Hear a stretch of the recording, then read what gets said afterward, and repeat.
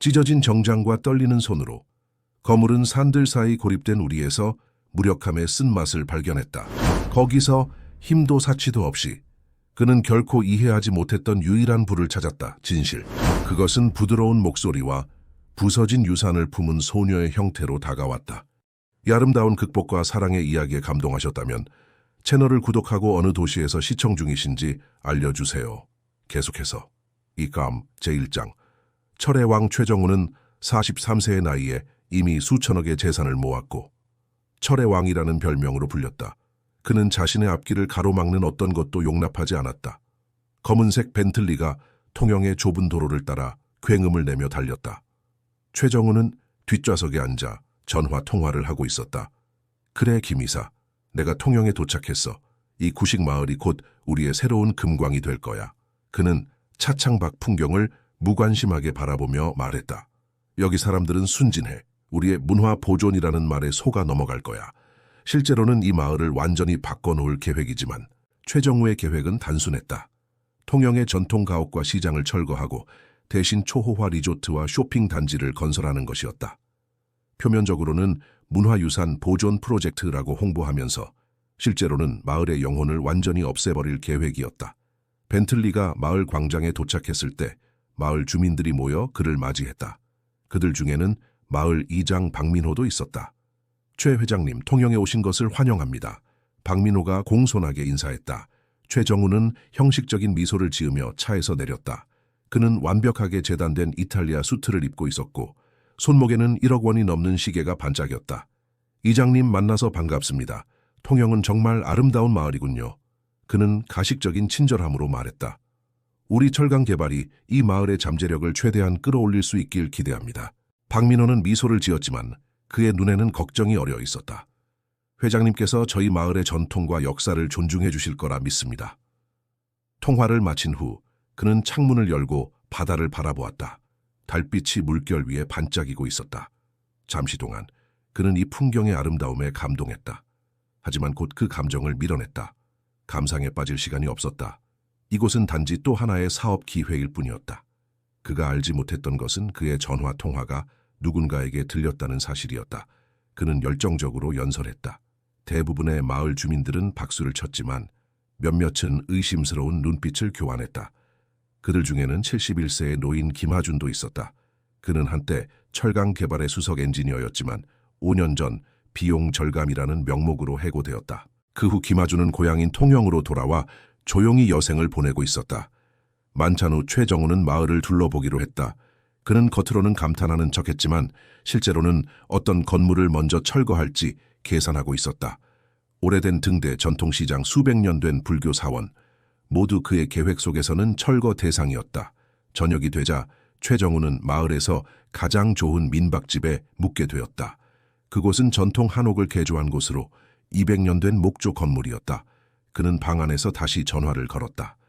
김이사, 모든 것이 계획대로 진행 중이야.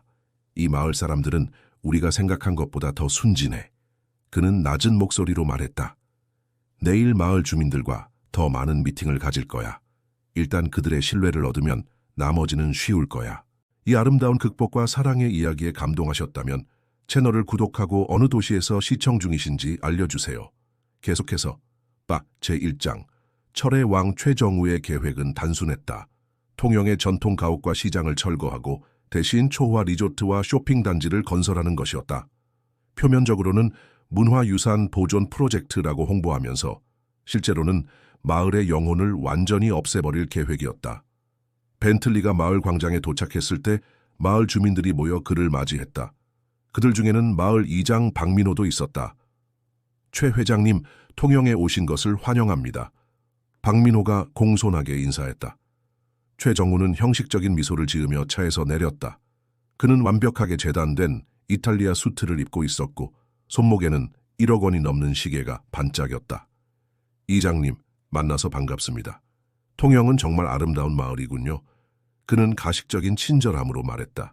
우리 철강 개발이 이 마을의 잠재력을 최대한 끌어올릴 수 있길 기대합니다. 강한 여름 햇살이 작은 해안마을 통영을 비추고 있었다. 수백 년의 역사를 가진 이 어촌 마을은 아름다운 항구, 전통 가옥, 그리고 수공예품으로 유명했다. 좁은 골목길, 오래된 어촌 시장, 그리고 바다를 향해 열린 푸른 파노라마는 이곳을 한국에서 가장 아름다운 마을 중 하나로 만들었다. 그러나 이 평화로운 풍경은 곧 흔들리게 될 운명이었다. 최정우는 서울에서 가장 강력한 부동산 개발업자 중 한 명이었다. 그의 회사 철강개발은 한국 전역에 고급 리조트와 쇼핑몰을 건설하며 명성을 쌓았다. 민박집 주인의 손녀 13살 김소율이 마루 밑에서 그의 모든 대화를 엿들었던 것이다. 소율은 김하준의 손녀였다. 그녀는 할아버지가 최정우에게 어떻게 부당하게 해고되었는지 알고 있었다. 그리고 지금 그녀는 최전구가 그들의 마을을 파괴하려 한다는 것을 알게 되었다. 소율은 조용히 자리를 떠나 달빛 아래 마을로 달려갔다. 그녀는 마을 어른들에게 들은 것을 알려야 했다. 그녀의 작은 발걸음 소리는 밤의 정적 속에 사라졌다. 한편 최정우는 호화로운 이불 위에 누워 통영을 어떻게 변화시킬지 상상하며 미소 지었다. 그는 자신의 미래가 얼마나 다르게 전개될지 전혀 알지 못했다. 다음 날 아침 최정우는 일찍 일어나 정장을 입고 마을 회관으로 향했다. 오늘은 마을 이장과 중요한 미팅이 있는 날이었다. 그는 차를 타고 가는 동안 전화로 서울에 있는 팀에게 지시를 내렸다. 계약서 초안을 준비해. 내가 서명을 받으면 바로 공사를 시작할 수 있도록. 그는 명령했다. 모든 법적 절차를 밟아 이 마을 사람들이 나중에 반대하더라도 빠져나갈 구멍이 없도록. 물론입니다. 최정우는 부드럽게 대답했지만 마음속으로는 이미 마을의 미래를 계산하고 있었다. 마을 회관에서 열린 환영 만찬에서 최정우는 자신의 비전을 설명했다. 화려한 프레젠테이션과 달콤한 약속들이 쏟아졌다. 더 많은 일자리, 더 나은 인프라, 더 많은 관광객들. 그는 통영을 아시아의 몬테카를로로 만들겠다고 장담했다. 여러분의 마을은 너무 오랫동안 숨겨진 보석이었습니다. 저희 철강 개발이 이 보석을 세상에 보여드리겠습니다. 미쳤어? 납치는 중범죄야. 최정구가 소리쳤다. 내 직원들이 곧 나를 찾을 거야. 그때는 당신들 모두 감옥에 가게 될 거라고. 최정우는 소녀를 자세히 보았다. 그러자 그녀의 할아버지가 누구인지 기억났다. 김하준, 철강 개발의 수석 엔지니어였다. 마을 회관에 도착했을 때 이상하게도 아무도 없었다. 최정우는 시계를 확인했다. 약속 시간이 맞았다. 그는 불안한 마음으로 건물 안으로 들어갔다. 이장님, 누구 계십니까? 그가 큰 소리로 불렀지만 대답이 없었다. 갑자기 뒤에서 발소리가 들렸다. 최정우가 돌아보기도 전에 강한 충격이 그의 머리를 강타했다. 그는 의식을 잃고 쓰러졌다. 의식이 돌아왔을 때 최정우는 자신이 철창 안에 갇혀 있다는 것을 발견했다. 그의 고급 정장은 찢어져 있었고 손목시계도 사라졌다. 그는 주변을 살펴보았다. 오래된 창고처럼 보이는 곳이었다. 햇빛이 작은 창문을 통해 비춰들었다. 여기가 어디야? 날 풀어줘. 그는 소리쳤다. 내가 누군지 알아. 내가 최정우라고. 그때 문이 열리고 몇 명의 마을 사람들이 들어왔다. 그들 중에는 마을 이장 박민호와 노인 김하준도 있었다. 그들의 얼굴은 엄격했지만 분노보다는 결의에 찬 표정이었다. 최 회장님, 우리는 당신이 누군지 잘 알고 있습니다. 박민호가 차분하게 말했다. 그리고 당신이 우리 마을에 무엇을 하려고 하는지도요. 다음 제2장. 철창 안의 왕 최정우는 자신의 상황을 믿을 수 없었다. 불과 몇 시간 전만 해도 그는 한국에서 가장 영향력 있는 사업가 중 한 명이었다. 그런데 지금은 철창 안에 갇혀 평소에는 눈길조차 주지 않았을 사람들에게 둘러싸여 있었다. 이게 무슨 짓이야? 그가 철창을 흔들며 소리쳤다. 당신들이 지금 무슨 짓을 하는지 알기나 해. 이건 납치야. 내가 얼마나 중요한 사람인지 알아. 박민호는 의자에 앉아 침착하게 대답했다. 최 회장님, 우리는 당신이 얼마나 중요한 사람인지 잘 압니다. 그리고 당신이 우리 마을에 무슨 계획을 갖고 있는지도요. 최정우는 혼란스러웠다. 무슨 말이야? 어제 저녁 당신은 전화로 모든 것을 말했습니다. 김하준이 한 걸음 앞으로 나오며 말했다. 우리 마을을 속이고 전통을 파괴하고 이곳을 당신의 이익을 위한 도구로만 보고 있다는 것을요. 최정우는 얼굴이 창백해졌다. 그는 자신이 전화 통화 중에 했던 말들을 기억했다. 하지만 누가 들었을까? 나를 감시했어? 그가 분노하며 물었다. 그럴 필요가 없었습니다. 박민호가 대답했다. 당신은 너무 자만해서 주변을 살피지도 않았으니까요. 내 집에서 묵는 동안 당신의 모든 말은 우리 손녀딸의 귀에 들어갔습니다. 얇은 팔과 검은 긴 머리를 가진 13살 소녀 김소율이었다. 그녀는 최정우를 똑바로 쳐다보았다. 당신이 우리 마을을 망치려고 한다고 말했어요. 소녀가 차분하게 말했다. 우리 할아버지를 해고하고 이제는 우리 집까지 빼앗으려고 해요. 김아주는 고개를 저었다. 당신에게는 모든 것이 숫자에 불과할지 몰라도 우리에게는 삶 그 자체입니다. 우리 마을, 우리 역사, 우리 문화는 우리의 영혼입니다. 박민호가 일어섰다. 최 회장님, 우리는 당신을 해치려는 것이 아닙니다. 우리는 당신에게 교훈을 주려는 것입니다. 당신이 우리 마을을 느끼고 이해하고 존중할 때까지 이곳에 머물게 될 것입니다. 할아버지가 25년 동안 당신 회사를 위해 일하셨는데 당신은 종이 한 장으로 그분을 버렸어요. 최정우는 혼란스러웠다. 무슨 말이야? 최정우는 얼굴이 창백해졌다. 그는 자신이 전화 통화 중에 했던 말들을 기억했다. 하지만 누가 들었을까? 나를 감시했어. 그가 분노하며 물었다. 그럴 필요가 없었습니다. 박민호가 대답했다. 당신은 너무 자만해서 주변을 살피지도 않았으니까요. 내 집에서 묵는 동안 당신의 모든 말은 우리 손녀딸의 귀에 들어갔습니다. 마을 회관에 도착했을 때 이상하게도 아무도 없었다. 최정우는 시계를 확인했다. 약속 시간이 맞았다. 그는 불안한 마음으로 건물 안으로 들어갔다. 이장님, 누구 계십니까? 그가 큰 소리로 불렀지만 대답이 없었다. 갑자기 뒤에서 발소리가 들렸다. 최정우가 돌아보기도 전에 강한 충격이 그의 머리를 강타했다. 그는 의식을 잃고 쓰러졌다. 의식이 돌아왔을 때 최정우는 자신이 철창 안에 갇혀 있다는 것을 발견했다. 그의 고급 정장은 찢어져 있었고 손목시계도 사라졌다. 그는 주변을 살펴보았다. 오래된 창고처럼 보이는 곳이었다. 햇빛이 작은 창문을 통해 비춰들었다. 여기가 어디야? 날 풀어줘. 그는 소리쳤다. 내가 누군지 알아. 내가 최정우라고. 어제 저녁 당신은 전화로 모든 것을 말했습니다. 김아준이 한 걸음 앞으로 나오며 말했다. 우리 마을을 속이고 전통을 파괴하고 이곳을 당신의 이익을 위한 도구로만 보고 있다는 것을요. 그때 문이 다시 열리고 작은 소녀가 들어왔다. 5년 전 그는 회사 비용 절감을 위해 여러 고위 엔지니어들을 해고했고 김아준도 그중 한 명이었다. 비즈니스는 비즈니스야. 최정우가 냉정하게 대답했다. 감정이 끼어들 자리는 없어. 최정우는 소녀를 기억해냈다. 어제 민박집에서 본 적이 있었다. 그는 자신의 전화 통화가 이 작은 소녀에게 들렸다는 사실을 깨달았다. 이봐 꼬마야, 넌 어른들의 일에 끼어들면 안 돼. 그는 위협적인 어조로 말했다. 소율은 두려움 없이 그를 응시했다. 저는 이미 충분히 어른들의 일을 보았어요. 할아버지가 회사에서 쫓겨나 고향으로 돌아오셨을 때 제가 옆에 있었어요. 김아주는 고개를 저었다. 당신에게는 모든 것이 숫자에 불과할지 몰라도 우리에게는 삶 그 자체입니다. 우리 마을, 우리 역사, 우리 문화는 우리의 영혼입니다. 박민호가 일어섰다. 최 회장님, 우리는 당신을 해치려는 것이 아닙니다.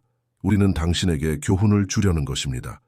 당신이 우리 마을을 느끼고 이해하고 존중할 때까지 이곳에 머물게 될 것입니다. 최정우는 자신의 상황을 믿을 수 없었다. 불과 몇 시간 전만 해도 그는 한국에서 가장 영향력 있는 사업가 중 한 명이었다. 그런데 지금은 철창 안에 갇혀 평소에는 눈길조차 주지 않았을 사람들에게 둘러싸여 있었다. 이게 무슨 짓이야? 그가 철창을 흔들며 소리쳤다. 당신들이 지금 무슨 짓을 하는지 알기나 해. 이건 납치야. 내가 얼마나 중요한 사람인지 알아. 미쳤어? 납치는 중범죄야. 최정구가 소리쳤다. 내 직원들이 곧 나를 찾을 거야. 그때는 당신들 모두 감옥에 가게 될 거라고. 박민호는 담담하게 대답했다. 우리는 이미 당신의 비서에게 연락했습니다. 당신이 갑작스러운 해외 출장을 떠났다고 말했지요. 그들은 적어도 일주일 동안은 당신을 찾지 않을 겁니다. 최정우는 절망적인 눈빛으로 주변을 둘러보았다. 그는 함정에 빠졌다. 휴대폰도 없고 비서도 없고 경호원도 없었다. 그는 완전히 무력했다.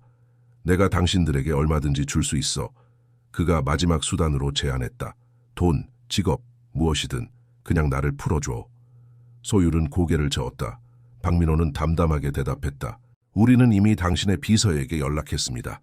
당신이 갑작스러운 해외 출장을 떠났다고 말했지요. 그들은 적어도 일주일 동안은 당신을 찾지 않을 겁니다. 소율은 고개를 저었다. 우리는 당신의 돈이 필요 없어요. 우리는 당신이 우리의 마음을 이해하기를 원해요. 마을 사람들은 차례로 창고를 떠났다. 마지막으로 소율이 뒤돌아보며 말했다. 저녁에 식사를 가져다 드릴게요. 그는 지난 20년 동안 끊임없이 올라가기만 했다. 매번 승리했고 항상 자신이 원하는 것을 얻었다. 하지만 지금 그는 아무것도 통제할 수 없었다. 문이 열리고 소율이 음식 쟁반을 들고 들어왔다. 그녀는 조심스럽게 쟁반을 철창 사이로 밀어 넣었다. 쟁반에는 김치찌개, 밥, 그리고 반찬이 담긴 그릇들이 있었다. 소박하지만 따뜻한 식사였다. 왜 이러는 거야? 최정구가 물었다. 그의 목소리는 이전보다 부드러워져 있었다. 왜 나에게 음식을 주는 거야? 우리는 당신의 돈이 필요 없어요. 우리는 당신이 우리의 마음을 이해하기를 원해요. 최정우는 대답하지 않았다. 그는 소율의 질문에 답할 수 없었다. 우리 마을 사람들은 당신이 생각하는 것처럼 어리석지 않아요. 소율이 계속했다. 우리는 발전이 필요하다는 것을 알아요. 하지만 그것이 우리의 영혼을 잃는 대가여서는 안 돼요. 그런데 왜 거짓말을 했어요? 소율이 추궁했다. 왜 우리에게 문화를 보존하겠다고 약속하면서 뒤에서는 모든 것을 없애버리겠다고 했어요? 최정우는 젓가락을 내려놓았다. 파괴가 아니야, 발전이지. 이 마을은 시대에 뒤처져 있어. 내가 현대화시키려는 거야. 소율은 잠시 생각하더니 대답했다. 할아버지가 항상 말씀하셨어요. 적에게도 음식을 주라. 그러면 그는 더 이상 적이 아니게 된다고요. 최정우는 음식을 바라보았다. 그는 몇 시간 동안 아무것도 먹지 않았고 배가 고팠다. 천천히 그는 쟁반을 가져와 먹기 시작했다. 식사는 놀라울 정도로 맛있었다. 오랫동안 그는 오직 고급 레스토랑에서만 식사했었다. 이런 가정식의 맛을 잊고 있었다. 누가 만든 거야? 그가 물었다. 제가요. 소율이 대답했다. 할머니가 요리하는 법을 가르쳐 주셨어요. 최정우는 말없이 고개를 끄덕였다. 그는 계속 먹었다. 소율은 그를 지켜보다가 물었다. 왜 우리 마을을 파괴하려고 하세요? 소녀의 말은 놀라울 정도로 성숙했다. 최정우는 그녀를 새로운 시선으로 바라보았다. 그는 항상 어린이들을 무시했다. 그들은 단지 미래의 소비자일 뿐이었다. 하지만 이 소녀는 달랐다. 내일 아침에 다시 올게요. 소율이 말했다. 그녀는 빈 그릇들을 모아 창고를 떠났다. 최정우는 다시 혼자 남겨졌다. 창고는 이제 완전히 어두워졌고 오직 창문을 통해 들어오는 달빛만이 공간을 희미하게 비추고 있었다. 그는 철창 안에서 딱딱한 바닥에 누웠다. 처음으로 그는 자신의 인생에 대해 깊이 생각해보기 시작했다. 그는 항상 성공을 위해 달려왔다. 더 많은 돈, 더 많은 권력, 더 많은 인정. 하지만 그 과정에서 그는 무엇을 잃었을까? 그는 친구가 없었다. 그의 가족과의 관계는 차갑고 형식적이었다. 그는 결혼했지만 아내와는 거의 대화하지 않았다. 그들은 같은 저택에 살면서도 서로 다른 세계에 있는 것 같았다. 밤이 깊어감에 따라 최정우의 눈에서는 처음으로 눈물이 흘렀다. 그것은 분노나 두려움의 눈물이 아니었다. 그것은 깨달음의 눈물이었다. 아침이 밝아오자 소율은 약속대로 아침 식사를 가져왔다. 찐빵, 된장국, 그리고 김치였다. 그녀는 최전구가 달라진 것을 눈치챘다.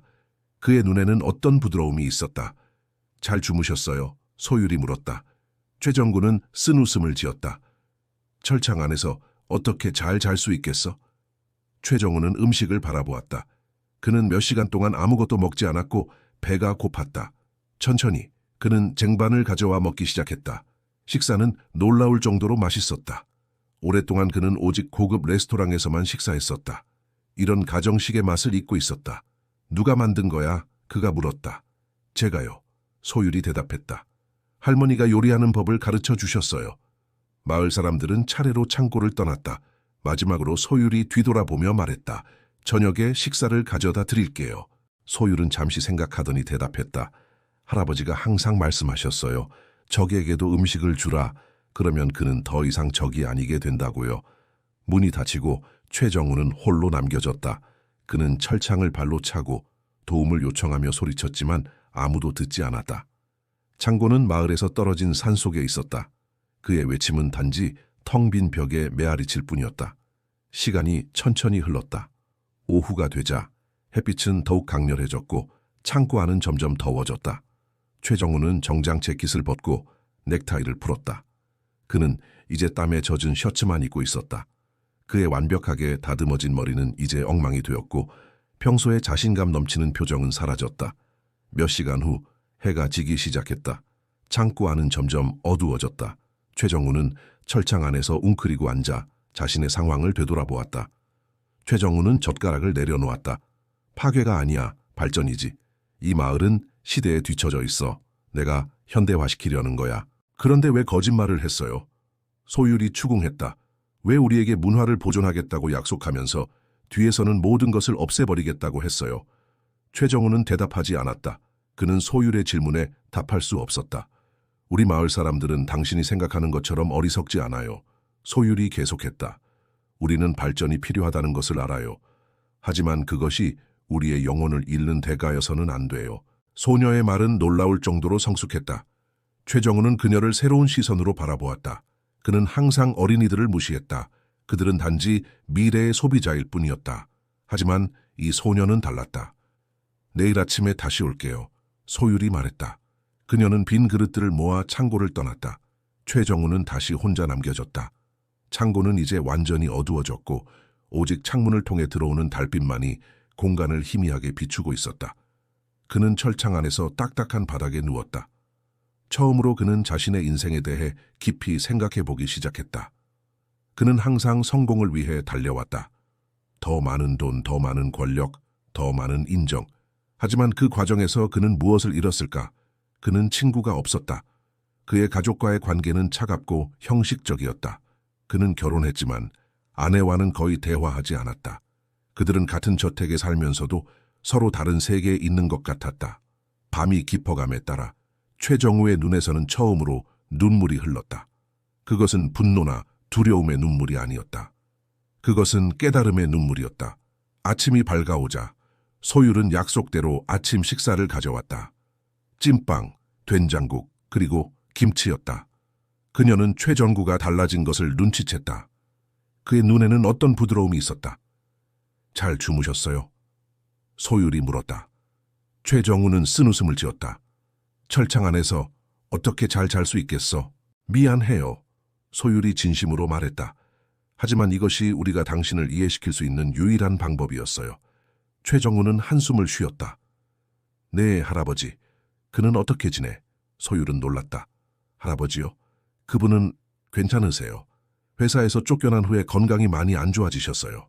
하지만 통영에 돌아오시고 나서는 조금씩 나아지고 계세요. 그분은 훌륭한 엔지니어였어. 최정구가 조용히 말했다. 사실 내가 그분을 해고한 것은 큰 실수였어. 소율은 눈을 크게 떴다. 그녀는 최정우가 실수를 인정할 거라고 생각하지 않았다. 오늘은 할아버지의 이야기를 들려드릴게요. 소율이 말했다. 할아버지가 어떻게 당신의 회사를 위해 자신의 인생을 바쳤는지, 그리고 해고된 후 어떻게 우리 마을로 돌아와 새로운 삶을 시작했는지요. 제3장 소율의 이야기. 해가 높이 뜬 오전, 소율은 약속대로 창고로 돌아왔다. 이번에는 책 한 권과 작은 보온병을 들고 있었다. 창고 안으로 들어서자 그녀는 최전구가 철창 모퉁이에 앉아 있는 것을 발견했다. 그는 어제보다 더 지쳐 보였다. 수염이 자라기 시작했고 평소의 완벽한 외모는 사라졌다. 안녕하세요. 소율이 인사했다. 그녀는 보온병을 철창 사이로 건넸다. 따뜻한 차예요.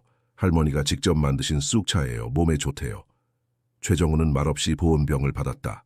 그는 뚜껑을 열고 향긋한 쑥차 향기를 맡았다. 한 모금 마시자 따뜻함이 그의 몸을 감쌌다. 고마워. 그가 낮은 목소리로 말했다. 소율은 창고 한쪽에 있는 작은 의자에 앉았다. 그녀는 가져온 책을 펼쳤다. 오래된 앨범이었다. 이건 할아버지의 앨범이에요. 그녀가 설명했다. 할아버지의 인생이 담겨 있어요. 소율은 첫 페이지를 보여주었다. 거기에는 젊은 김하준의 사진이 있었다. 그는 대학 졸업식에서 자랑스럽게 웃고 있었다. 할아버지는 서울대학교 토목공학과를 최우수 성적으로 졸업하셨어요. 소율이 말했다. 그 당시 많은 대기업들이 할아버지를 원했지만 할아버지는 당신의 회사 철강개발을 선택하셨어요. 왜냐하면 당신의 아버지 최 회장님이 직접 할아버지를 찾아와 우리는 단순히 건물을 짓는 것이 아니라 미래를 건설하는 것이라고 말씀하셨기 때문이에요. 25년 동안 할아버지는 한 번도 휴가를 가지 않으셨어요. 항상 일이 먼저였죠. 할아버지의 설계로 지어진 건물들은 지금도 서울의 랜드마크로 남아 있어요. 최정우는 사진들을 유심히 보았다. 그는 이 사진들 속에 일부 프로젝트들을 기억했다. 그것들은 철강 개발의 초기 성공작들이었다. 그리고 이건 소율이 특별한 페이지를 가리켰다. 할아버지가 가장 자랑스러워 하시는 순간이에요. 최정우는 자신의 가족을 생각했다. 그는 얼마나 자주 중요한 가족 행사를 놓쳤던가. 아들의 생일, 아내의 기념일, 부모님의 제사. 그는 항상 중요한 회의나 급한 업무를 핑계로 빠졌다. 그런데 소율의 목소리가 갑자기 슬퍼졌다. 사진에는 김하준이 최정우의 아버지와 함께 있었다. 그들은 최우수 엔지니어상이라고 쓰인 트로피를 들고 웃고 있었다. 할아버지는 이 상을 3번이나 받으셨어요. 당신의 아버지는 할아버지를 철강 개발의 영혼이라고 부르셨대요. 최정우는 목이 메었다. 그는 자신의 아버지가 돌아가신 후 회사의 많은 전통과 가치들을 변화시켰다. 비용 효율성과 이익 극대화가 그의 유일한 목표가 되었다. 소율은 계속해서 앨범을 넘겼다. 다음 페이지에는 가족 사진들이 있었다. 김하준, 그의 아내, 그리고 그들의 딸, 소율의 어머니. 할아버지는 회사 일 때문에 가족과 함께할 시간이 많지 않으셨어요. 하지만 항상 중요한 순간에는 함께하려고 노력하셨죠. 그리고 항상 말씀하셨어요. 나는 우리 가족과 다음 세대를 위해 일한다고요. 사진에는 김하준이 최정우의 아버지와 함께 있었다. 그들은 최우수 엔지니어상이라고 쓰인 트로피를 들고 웃고 있었다. 할아버지는 이 상을 3번이나 받으셨어요. 당신의 아버지는 할아버지를 철강 개발의 영혼이라고 부르셨대요. 소율은 놀랐다. 할아버지요? 그분은 괜찮으세요. 회사에서 쫓겨난 후에 건강이 많이 안 좋아지셨어요. 하지만 통영에 돌아오시고 나서는 조금씩 나아지고 계세요. 그분은 훌륭한 엔지니어였어. 최정구가 조용히 말했다. 사실 내가 그분을 해고한 것은 큰 실수였어. 최정우는 말없이 보온병을 받았다. 그는 뚜껑을 열고 향긋한 쑥차 향기를 맡았다. 한 모금 마시자 따뜻함이 그의 몸을 감쌌다. 고마워. 그가 낮은 목소리로 말했다. 소율은 창고 한쪽에 있는 작은 의자에 앉았다. 그녀는 가져온 책을 펼쳤다. 오래된 앨범이었다. 이건 할아버지의 앨범이에요. 그녀가 설명했다. 할아버지의 인생이 담겨 있어요. 최정우는 놀랐다. 그는 자신의 아버지가 직접 직원을 채용하러 다녔다는 사실을 몰랐다. 그의 아버지는 항상 냉정하고 거리감 있는 사람으로 기억하고 있었다. 소율은 다음 페이지로 넘겼다. 그곳에는 김하준이 건설 현장에서 일하는 모습이 담겨 있었다. 그는 헬멧을 쓰고 청사진을 들고 있었다. 할아버지는 철강 개발의 첫 번째 프로젝트부터 참여하셨어요. 5년 전 모든 것이 바뀌었어요. 소율은 눈을 크게 떴다. 그녀는 최정우가 실수를 인정할 거라고 생각하지 않았다. 오늘은 할아버지의 이야기를 들려드릴게요. 소율이 말했다. 할아버지가 어떻게 당신의 회사를 위해 자신의 인생을 바쳤는지, 그리고 해고된 후 어떻게 우리 마을로 돌아와 새로운 삶을 시작했는지요. 미안해요. 소율이 진심으로 말했다. 하지만 이것이 우리가 당신을 이해시킬 수 있는 유일한 방법이었어요. 해가 높이 뜬 오전, 소율은 약속대로 창고로 돌아왔다. 이번에는 책 한 권과 작은 보온병을 들고 있었다. 창고 안으로 들어서자 그녀는 최전구가 철창 모퉁이에 앉아 있는 것을 발견했다. 그는 어제보다 더 지쳐 보였다. 수염이 자라기 시작했고 평소의 완벽한 외모는 사라졌다. 안녕하세요. 소율이 인사했다. 그녀는 보온병을 철창 사이로 건넸다. 따뜻한 차예요. 할머니가 직접 만드신 쑥차예요. 몸에 좋대요. 소율은 첫 페이지를 보여주었다. 거기에는 젊은 김하준의 사진이 있었다. 그는 대학 졸업식에서 자랑스럽게 웃고 있었다. 할아버지는 서울대학교 토목공학과를 최우수 성적으로 졸업하셨어요. 소율이 말했다. 그 당시 많은 대기업들이 할아버지를 원했지만 할아버지는 당신의 회사 철강 개발을 선택하셨어요. 왜냐하면 당신의 아버지 최 회장님이 직접 할아버지를 찾아와 우리는 단순히 건물을 짓는 것이 아니라 미래를 건설하는 것이라고 말씀하셨기 때문이에요. 그녀는 마지막 페이지를 넘겼다. 거기에는 김하준이 회사 앞에 서 있는 모습이 찍혀 있었다. 그의 표정은 공허했고 손에는 작은 상자가 들려 있었다. 그것은 그가 해고된 날 찍은 사진이었다. 할아버지는 갑자기 해고 통지를 받으셨어요. 25년의 헌신 후에 단 5분 만에 모든 것이 끝났어요.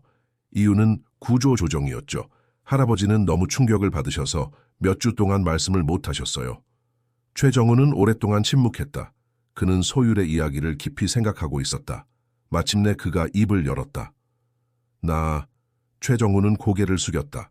그는 부끄러움을 느꼈다. 할아버지는 서울에서의 삶을 정리하고 고향인 통영으로 돌아오셨어요. 처음에는 매우 우울해 하셨어요. 하지만 천천히 이곳에서 새로운 삶을 찾으셨죠. 할아버지는 마을 아이들에게 수학과 과학을 가르치기 시작했어요. 그리고 마을의 오래된 건물들을 수리하는 일을 도우셨어요. 최정우는 그 날을 기억했다. 그는 CFO의 권고에 따라 노령 직원들을 대거 해고했다. 그들은 비용이 많이 들고 혁신성이 떨어진다는 이유였다. 그는 직접 해고 통지를 하지 않았다. 인사팀이 처리했다. 할아버지가 가장 상처받은 것은 해고 자체가 아니었어요. 소율이 계속했다. 그것은 당신이 직접 만나주지 않았다는 거예요. 25년을 함께한 사람에게 최소한의 존중도 보여주지 않았다는 거죠. 소율은 앨범을 덮고 최정우를 바라보았다. 할아버지는 여전히 당신의 회사 배지를 간직하고 계세요. 25년 근속 기념 배지요. 때로는 그것을 바라보며 옛날 이야기를 해주세요. 화가 나서가 아니라 그 시간들이 그래도 의미 있었다는 것을 기억하고 싶어서요. 최정우는 고개를 숙였다. 그는 부끄러움을 느꼈다. 할아버지는 서울에서의 삶을 정리하고 고향인 통영으로 돌아오셨어요. 처음에는 매우 우울해하셨어요. 하지만 천천히 이곳에서 새로운 삶을 찾으셨죠. 할아버지는 마을 아이들에게 수학과 과학을 가르치기 시작했어요. 그리고 마을의 오래된 건물들을 수리하는 일을 도우셨어요. 소율은 앨범을 덮고 최정우를 바라보았다. 할아버지는 여전히 당신의 회사 배지를 간직하고 계세요. 25년 근속 기념 배지요. 때로는 그것을 바라보며 옛날 이야기를 해주세요. 화가 나서가 아니라 그 시간들이 그래도 의미 있었다는 것을 기억하고 싶어서요. 최정우는 오랫동안 침묵했다. 그는 소율의 이야기를 깊이 생각하고 있었다. 마침내 그가 입을 열었다. 나는 잘못했다. 그의 목소리는 떨렸다. 네 할아버지와 다른 사람들에게 그런 식으로 대한 것은 잘못이었어. 소율은 놀랐다. 그녀는 최정구가 이렇게 빨리 변할 거라고 예상하지 않았다. 왜 그렇게 하셨어요? 그녀가 물었다. 왜 사람들을 숫자처럼 취급하셨어요? 최정우는 깊은 한숨을 내쉬었다. 나는 항상 성공해야 한다는 압박에 시달렸어. 아버지는 항상 나에게 최고가 되라고 요구하셨지. 하지만 그분이 말씀하신 최고는 내가 이해한 것과 달랐던 것 같아. 아버지는 최고의 사람이 되라고 하신 거였는데 나는 최고의 사업가가 되려고만 했어. 그는 잠시 멈추고 차를 한 모금 마셨다. 회사를 물려받은 후 나는 오직 숫자만 보기 시작했어. 매출, 이익, 주가. 그 뒤에 있는 사람들은 보지 못했어. 나는 성공했어. 하지만 그 과정에서 내 영혼의 일부를 잃어버린 것 같아.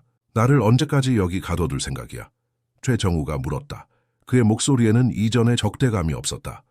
그건 당신에게 달려 있습니다. 박민호가 대답했다. 당신이 진정으로 이해하고 배웠다고 느낄 때 우리는 당신을 풀어줄 것입니다. 소율은 놀랐다. 그녀는 최전구가 이렇게 빨리 변할 거라고 예상하지 않았다. 왜 그렇게 하셨어요? 그녀가 물었다.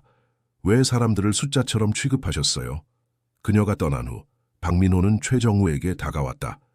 변화가 보이는군요, 최 회장님. 소율의 얼굴에 미소가 번졌다. 그녀는 최정우가 정말로 변하고 있다고 느꼈다. 오늘 저녁 특별한 손님이 오실 거예요. 소율이 말했다. 기대하셔도 좋아요. 용서를 구하는 것부터 시작하세요. 소율이 제안했다. 그리고 잘못을 바로잡으세요. 소율은 일어나 앨범을 틀었다. 내일 다시 올게요. 그때는 우리 마을 이야기를 들려드릴게요. 그녀는 라디오를 두고 창고를 떠났다. 최정우는 노트에 아이디어를 적기 시작했다. 그는 처음으로 자신의 사업적 재능을 다른 방식으로 사용하고 있었다. 파괴가 아닌 보존을 위해, 착취가 아닌 협력을 위해. 소율은 그의 말을 귀에 깊게 들었다. 그녀는 최전구가 정말로 변하고 있다고 느꼈다. 아직 늦지 않았어요. 그녀가 말했다. 사람들은 변할 수 있어요. 할아버지도 항상 말씀하세요. 인생에서 가장 중요한 것은 넘어진 후에 다시 일어나는 법을 배우는 것이라고요. 최정우는 쓴웃음을 지었다. 하지만 내가 어떻게 다시 일어날 수 있을까? 난 너무 많은 사람들에게 상처를 줬어. 용서를 구하는 것부터 시작하세요. 소율이 제안했다. 그리고 잘못을 바로잡으세요. 그들의 대화는 창고문이 열리며 중단되었다. 박민호와 다른 마을 사람들이 들어왔다. 소유라, 시간이 됐다. 박민호가 말했다. 점심시간이야. 최 회장님께도 점심을 가져다 드려야지. 소율은 일어나 앨범을 들었다. 내일 다시 올게요. 그때는 우리 마을 이야기를 들려드릴게요. 그녀가 떠난 후 박민호는 최정우에게 다가왔다. 변화가 보이는군요, 최 회장님. 나를 언제까지 여기 가둬둘 생각이야? 최전구가 물었다. 그의 목소리에는 이전의 적대감이 없었다. 그건 당신에게 달려 있습니다. 박민호가 대답했다. 당신이 진정으로 이해하고 배웠다고 느낄 때 우리는 당신을 풀어줄 것입니다. 최정우는 고개를 끄덕였다. 그는 이미 많은 것을 배우고 있었다. 오후가 되자 소율은 다시 창고로 돌아왔다. 이번에는 작은 라디오를 가지고 왔다. 오늘 오후에는 특별한 것을 들려드릴게요. 그녀가 말했다. 우리 마을의 노인들이 이야기하는 통영의 역사예요. 70대, 80대, 심지어 90대 노인들이 통영의 역사, 전통, 문화에 대해 이야기하고 있었다. 그들은 일제강점기의 어려움, 한국전쟁의 고통, 그리고 그 후의 재건에 대해 말했다. 그들은 또한 통영의 전통 수공예, 음악, 음식에 대해서도 이야기했다. 최정우는 조용히 듣고 있었다.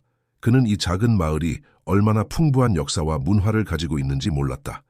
그의 계획은 이 모든 것을 없애버리는 것이었다. 녹음이 끝나자 소율이 물었다. 어떻게 생각하세요? 놀랍군. 최정우가 진심으로 대답했다. 이 마을이 이렇게 깊은 역사를 가지고 있는지 몰랐어. 그래서 우리가 당신의 계획에 반대하는 거예요. 소율이 설명했다. 우리는 발전을 반대하는 게 아니에요. 우리는 우리의 영혼을 잃는 것을 반대하는 거예요. 최정우는 깊이 생각에 잠겼다. 그는 자신의 계획이 얼마나 파괴적이었는지 깨닫기 시작했다. 내게 종이와 펜을 줄 수 있겠니? 그가 갑자기 물었다. 소율은 망설였지만 곧 그의 요청을 들어주기로 했다. 그녀는 가방에서 노트와 펜을 꺼내 철창 사이로 건넸다. 무엇을 하실 건가요? 그녀가 물었다. 새로운 계획을 세우고 싶어. 최전구가 대답했다. 이 마을을 파괴하지 않고도 발전시킬 수 있는 방법을 생각해 보려고. 소율의 얼굴에 미소가 번졌다. 그녀는 최정구가 정말로 변하고 있다고 느꼈다. 오늘 저녁 특별한 손님이 오실 거예요. 소율이 말했다. 기대하셔도 좋아요. 저녁이 되자 창고 문이 다시 열렸다. 이번에는 김하준이 들어왔다. 그는 71세였지만 여전히 강인한 모습이었다. 그의 눈에는 지혜가 깃들어 있었다. 최 회장님, 그가 인사했다. 최정우는 천천히 일어났다. 김 부장님, 최정우는 고개를 끄덕였다. 그는 이미 많은 것을 배우고 있었다. 오후가 되자 소율은 다시 창고로 돌아왔다. 이번에는 작은 라디오를 가지고 왔다. 오늘 오후에는 특별한 것을 들려드릴게요. 그녀가 말했다. 우리 마을의 노인들이 이야기하는 통영의 역사예요. 최정우는 깊은 한숨을 내쉬었다. 나는 항상 성공해야 한다는 압박에 시달렸어. 아버지는 항상 나에게 최고가 되라고 요구하셨지. 하지만 그분이 말씀하신 최고는 내가 이해한 것과 달랐던 것 같아. 아버지는 최고의 사람이 되라고 하신 거였는데 나는 최고의 사업가가 되려고만 했어. 최정우는 쓴웃음을 지었다. 하지만 내가 어떻게 다시 일어날 수 있을까? 난 너무 많은 사람들에게 상처를 줬어. 그들의 대화는 창고 문이 열리며 중단되었다. 박민호와 다른 마을 사람들이 들어왔다. 소율아, 시간이 됐다. 박민호가 말했다. 점심시간이야. 최 회장님께도 점심을 가져다 드려야지. 그래서 우리가 당신의 계획에 반대하는 거예요. 소율이 설명했다. 우리는 발전을 반대하는 게 아니에요. 우리는 우리의 영혼을 잃는 것을 반대하는 거예요. 소율은 그의 말을 귀에 깊게 들었다. 그녀는 최정우가 정말로 변하고 있다고 느꼈다. 아직 늦지 않았어요. 그녀가 말했다. 사람들은 변할 수 있어요. 할아버지도 항상 말씀하세요. 인생에서 가장 중요한 것은 넘어진 후에 다시 일어나는 법을 배우는 것이라고요. 최정우는 깊이 생각에 잠겼다. 그는 자신의 계획이 얼마나 파괴적이었는지 깨닫기 시작했다. 내게 종이와 펜을 줄 수 있겠니? 그가 갑자기 물었다. 소율은 망설였지만 곧 그의 요청을 들어주기로 했다. 그녀는 가방에서 노트와 펜을 꺼내 철창 사이로 건넸다. 무엇을 하실 건가요? 그녀가 물었다. 새로운 계획을 세우고 싶어. 최정우가 대답했다. 이 마을을 파괴하지 않고도 발전시킬 수 있는 방법을 생각해 보려고. 나는 잘못했다. 그의 목소리는 떨렸다. 네 할아버지와 다른 사람들에게 그런 식으로 대한 것은 잘못이었어. 놀랍군. 최정우가 진심으로 대답했다. 이 마을이 이렇게 깊은 역사를 가지고 있는지 몰랐어. 그녀는 라디오를 켰다. 녹음된 목소리들이 흘러나왔다. 그들은 서로를 바라보았다. 25년의 동료 관계, 갑작스러운 이별, 그리고 이제 예상치 못한 재회. 공기 중에는 긴장감이 흘렀다. 앉으시지요. 김하준이 철창 앞에 의자를 놓으며 말했다. 그는 또 다른 의자를 가져와 자신도 앉았다. 소율이 당신에게 내 이야기를 해주더군요. 김하준이 말했다. 최정우는 고개를 끄덕였다. 네, 그리고 사과드리고 싶습니다. 당신을 그렇게 대한 것은 큰 잘못이었습니다. 김하준의 눈이 약간 커졌다. 그는 최정우가 사과할 거라고 예상하지 않았다. 받아들이겠습니다, 최 회장님. 그가 차분하게 대답했다. 하지만 사과는 충분하지 않습니다. 당신이 정말로 변했다는 것을 증명해야 합니다. 어떻게요? 최정우가 물었다. 김하준은 주머니에서 봉투를 꺼냈다. 이것은 내가 해고된 후 당신에게 쓴 편지입니다. 하지만 보내지 않았지요. 그는 봉투를 철창 사이로 건넸다. 읽어보세요. 그리고 내일 아침에 우리가 다시 만났을 때 당신의 대답을 듣고 싶습니다. 제4장. 할아버지의 편지. 최정우의 손이 떨렸다. 그는 김하준의 편지를 펼쳤다. 노란 종이에 정성스럽게 쓰인 글씨를 보니 마음이 무거워졌다. 깊은 숨을 들이쉰 후 그는 읽기 시작했다. 최정우 회장님께. 최정우는 조심스럽게 봉투를 받았다. 김하준은 일어나 창고를 떠났다. 문이 닫히자 최정우는 천천히 봉투를 열었다. 그 안에는 손으로 쓴 편지가 있었다. 그는 읽기 시작했다. 이 편지를 쓰는 지금 저는 25년간 몸담았던 철강 개발을 떠난 지 일주일이 되었습니다. 제 사무실의 물건들은 아직도 상자 안에 있고 제 인생의 4분의 1을 바친 회사를 떠나야 한다는 현실이 아직 실감나지 않습니다. 회장님께서는 저를 해고한 이유가 구조조정이라고 했습니다. 비용 절감을 위해 필요한 결정이라고요. 비즈니스 관점에서는 이해합니다. 숫자는 거짓말을 하지 않으니까요.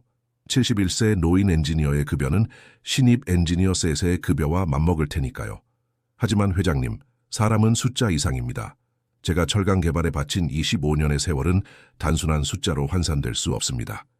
회장님의 아버지와 함께 시작한 첫 프로젝트, 밤을 새워가며 완성한 설계도, 안전을 위해 수백 번 확인한 구조물들, 이 모든 것은 단순한 급여 명세서에 나타나지 않습니다. 제가 가장 아쉬운 것은 회장님께서 저를 직접 만나주지 않으셨다는 점입니다. 25년의 헌신 후에 인사팀 직원이 건넨 해고 통지서가 전부였습니다. 회장님의 아버지라면 그러지 않으셨을 겁니다. 그분은 항상 철강 개발의 가장 큰 자산은 건물이 아니라 사람이라고 하셨습니다. 하지만 이 편지의 목적은 원망이 아닙니다. 저는 회장님을 미워하지 않습니다. 오히려 회장님께 감사드립니다. 철강 개발에서의 25년은 제 인생에서 가장 보람찬 시간이었습니다. 그리고 이제 저는 고향인 통영으로 돌아왔습니다. 어쩌면 이것이 제가 진정으로 속한 곳인지도 모르겠습니다. 통영은 회장님이 생각하시는 것보다 훨씬 특별한 곳입니다. 이곳은 단순한 어촌 마을이 아닙니다. 이곳에는 역사가 있고 문화가 있고 무엇보다 사람이 있습니다. 진정한 사람들이요. 회장님께서 계획하시는 리조트 단지가 통영의 경제적 이익을 가져올 수도 있습니다. 하지만 그 대가로 우리는 무엇을 잃게 될까요? 수백 년 된 전통, 대대로 이어온 생활 방식, 그리고 이 땅과 바다에 새겨진 우리의 이야기들. 저는 회장님께 한 가지 부탁을 드리고 싶습니다. 언젠가 통영을 방문하신다면 진정으로 이곳을 보시기 바랍니다. 화려한 호텔이나 리조트로 변모할 땅이 아니라 살아 숨쉬는 마을로 보시기 바랍니다. 그리고 이곳 사람들의 이야기에 귀 기울여 주시기 바랍니다. 회장님께서 진정한 리더십을 발견하시길 바랍니다. 진정한 리더십은 숫자의 성장이 아니라 사람의 성장에 있습니다. 회장님의 아버지께서 그러셨던 것처럼요. 언젠가 다시 만나뵐 날을 기대하며 최정우는 편지를 다 읽고 나서도 한동안 움직이지 못했다. 그의 눈에서는 눈물이 흘러내렸다. 오랫동안 그는 감정을 억누르고 살아왔다. 비즈니스에서 감정은 약점일 뿐이라고 믿었기 때문이다. 하지만 지금 철창 속에서 그는 마침내 자신의 감정을 표현할 수 있었다. 그는 아버지를 생각했다. 최정우의 아버지는 철강 개발을 창립한 인물이었다. 엄격하지만 공정한 사람이었다. 아버지는 직원들을 가족처럼 대했고 항상 말했다. 우리는 단순히 건물을 짓는 것이 아니라 사람들의 꿈을 짓는 것이다. 그러나 아버지가 돌아가신 후 최정우는 그 철학을 잊어버렸다. 그는 오직 이익과 확장만을 생각했다. 밤이 깊어갔다. 창고 안은 어두웠지만 최정우의 마음은 점점 밝아지고 있었다. 그는 김하준의 편지를 가슴에 품고 딱딱한 바닥에 누웠다. 오늘 밤은 어제보다 훨씬 편안하게 잠들 수 있을 것 같았다. 다음 날 아침 소율이 아침 식사를 가져왔다. 그녀는 최정구가 달라진 것을 즉시 알아차렸다. 그의 눈에는 새로운 빛이 있었다. 잘 주무셨어요? 소율이 물었다. 최정우는 미소를 지었다. 네, 생각보다 잘 잤어. 내 할아버지의 편지 정말 감동적이었어. 최정우의 손이 떨렸다. 그는 김하준의 편지를 펼쳤다. 노란 종이에 정성스럽게 쓰인 글씨를 보니 마음이 무거워졌다. 깊은 숨을 들이쉰 후 그는 읽기 시작했다. 최정우 회장님께 어떻게요? 최정구가 물었다. 김하준은 주머니에서 봉투를 꺼냈다. 이것은 내가 해고된 후 당신에게 쓴 편지입니다. 하지만 보내지 않았지요. 김하준 드림. 김하준의 눈이 약간 커졌다. 그는 최정우가 사과할 거라고 예상하지 않았다. 받아들이겠습니다, 최 회장님. 그가 차분하게 대답했다. 하지만 사과는 충분하지 않습니다. 당신이 정말로 변했다는 것을 증명해야 합니다. 그는 봉투를 철창 사이로 건넸다. 읽어보세요. 그리고 내일 아침에 우리가 다시 만났을 때 당신의 대답을 듣고 싶습니다. 김하준 드림. 최정우는 편지를 다 읽고 나서도 한동안 움직이지 못했다. 그의 눈에서는 눈물이 흘러내렸다. 오랫동안 그는 감정을 억누르고 살아왔다. 비즈니스에서 감정은 약점일 뿐이라고 믿었기 때문이다.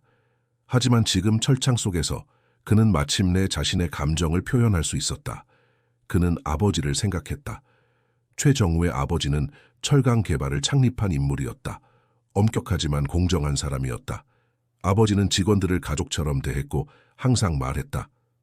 우리는 단순히 건물을 짓는 것이 아니라 사람들의 꿈을 짓는 것이다. 그러나 아버지가 돌아가신 후 최정우는 그 철학을 잊어버렸다. 그는 오직 이익과 확장만을 생각했다. 밤이 깊어갔다. 창고 안은 어두웠지만 최정우의 마음은 점점 밝아지고 있었다. 그는 김하준의 편지를 가슴에 품고 딱딱한 바닥에 누웠다. 오늘 밤은 어제보다 훨씬 편안하게 잠들 수 있을 것 같았다. 다음 날 아침 소율이 아침 식사를 가져왔다. 그녀는 최정구가 달라진 것을 즉시 알아차렸다. 그의 눈에는 새로운 빛이 있었다. 잘 주무셨어요? 소율이 물었다. 최정우는 미소를 지었다. 네, 생각보다 잘 잤어.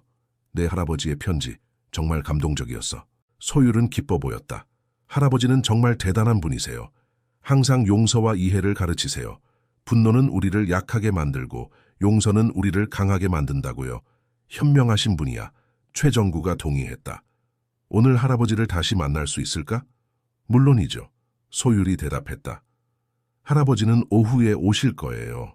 하지만 그 전에 오늘은 특별한 일이 있어요. 특별한 일? 네, 오늘은 당신이 철창 밖으로 나올 수 있어요. 물론 감시해서지만요. 최정우의 눈이 커졌다. 정말? 그들은 학교를 나와 마을의 다른 쪽으로 향했다. 그곳에는 오래된 창고를 개조한 건물이 있었다. 소율은 고개를 끄덕였다. 이장님이 허락하셨어요. 당신이 변하고 있다고 생각하시거든요. 오늘은 마을 학교를 방문할 거예요. 아침 식사 후 박민호와 몇몇 마을 사람들이 창고에 도착했다. 그들은 조심스럽게 철창을 열었다. 최정우는 천천히 밖으로 나왔다. 3일 만에 처음으로 철창 밖으로 나오는 것이었다. 도망치실 생각은 없으시겠죠? 박민호가 물었다. 최정우는 고개를 저었다. 아닙니다. 이제는 도망칠 이유가 없습니다. 그들은 창고를 나와 마을로 향했다. 처음으로 최정우는 통영의 아름다움을 제대로 볼 수 있었다. 산과 바다가 만나는 곳, 화려한 세계 전통 가옥들, 좁은 골목길을 따라 늘어선 작은 상점들. 모든 것이 생명력으로 가득 차 있었다. 마을 중심에는 작은 학교가 있었다. 김하준 과학기술학교라고 쓰인 간판이 정문 위에 걸려 있었다. 이 학교는 할아버지의 이름을 따서 지어졌어요. 소율이 설명했다. 할아버지가 서울에서 돌아오신 후 마을 아이들에게 과학과 기술을 가르치기 시작하셨어요. 처음에는 그저 몇몇 아이들과 함께 작은 창고에서 시작했지만 점점 커져서 지금은 공식 학교가 되었어요.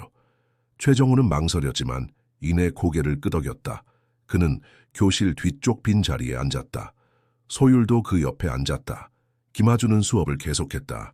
그는 태양광, 풍력, 조력 발전에 대해 설명했다. 그의 강의는 명확하고 열정적이었다. 최정우는 자신도 모르게 수업에 빠져들었다. 김하준은 여전히 뛰어난 엔지니어였다.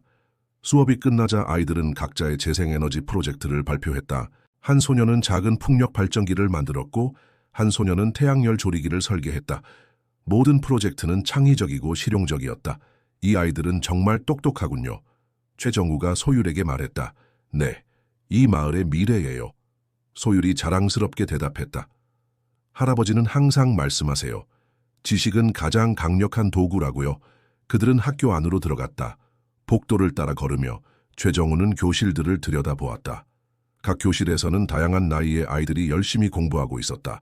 한 교실에서는 로봇을 만들고 있었고 다른 교실에서는 컴퓨터 프로그래밍을 배우고 있었다. 이 아이들은 대부분 어부나 농부의 자녀들이에요. 박민호가 설명했다.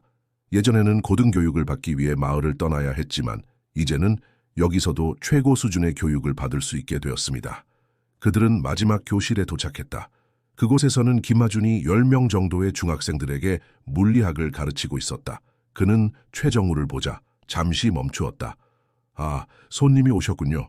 김하준이 말했다. 여러분, 오늘은 특별한 손님이 오셨습니다. 최정우 회장님이십니다. 아이들은 호기심 가득한 눈으로 최정우를 바라보았다. 최정우는 약간 불편해 보였다. 그는 아이들과 어떻게 상호작용해야 할지 몰랐다. 안녕하세요. 그가 어색하게 말했다. 김하준은 미소를 지었다. 최 회장님, 우리 수업에 참여하시겠습니까? 오늘은 재생에너지에 대해 배우고 있습니다.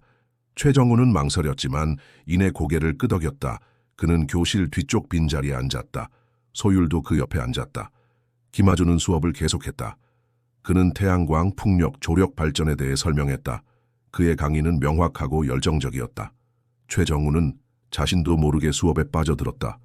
김하준은 여전히 뛰어난 엔지니어였다. 수업이 끝나자 아이들은 각자의 재생에너지 프로젝트를 발표했다.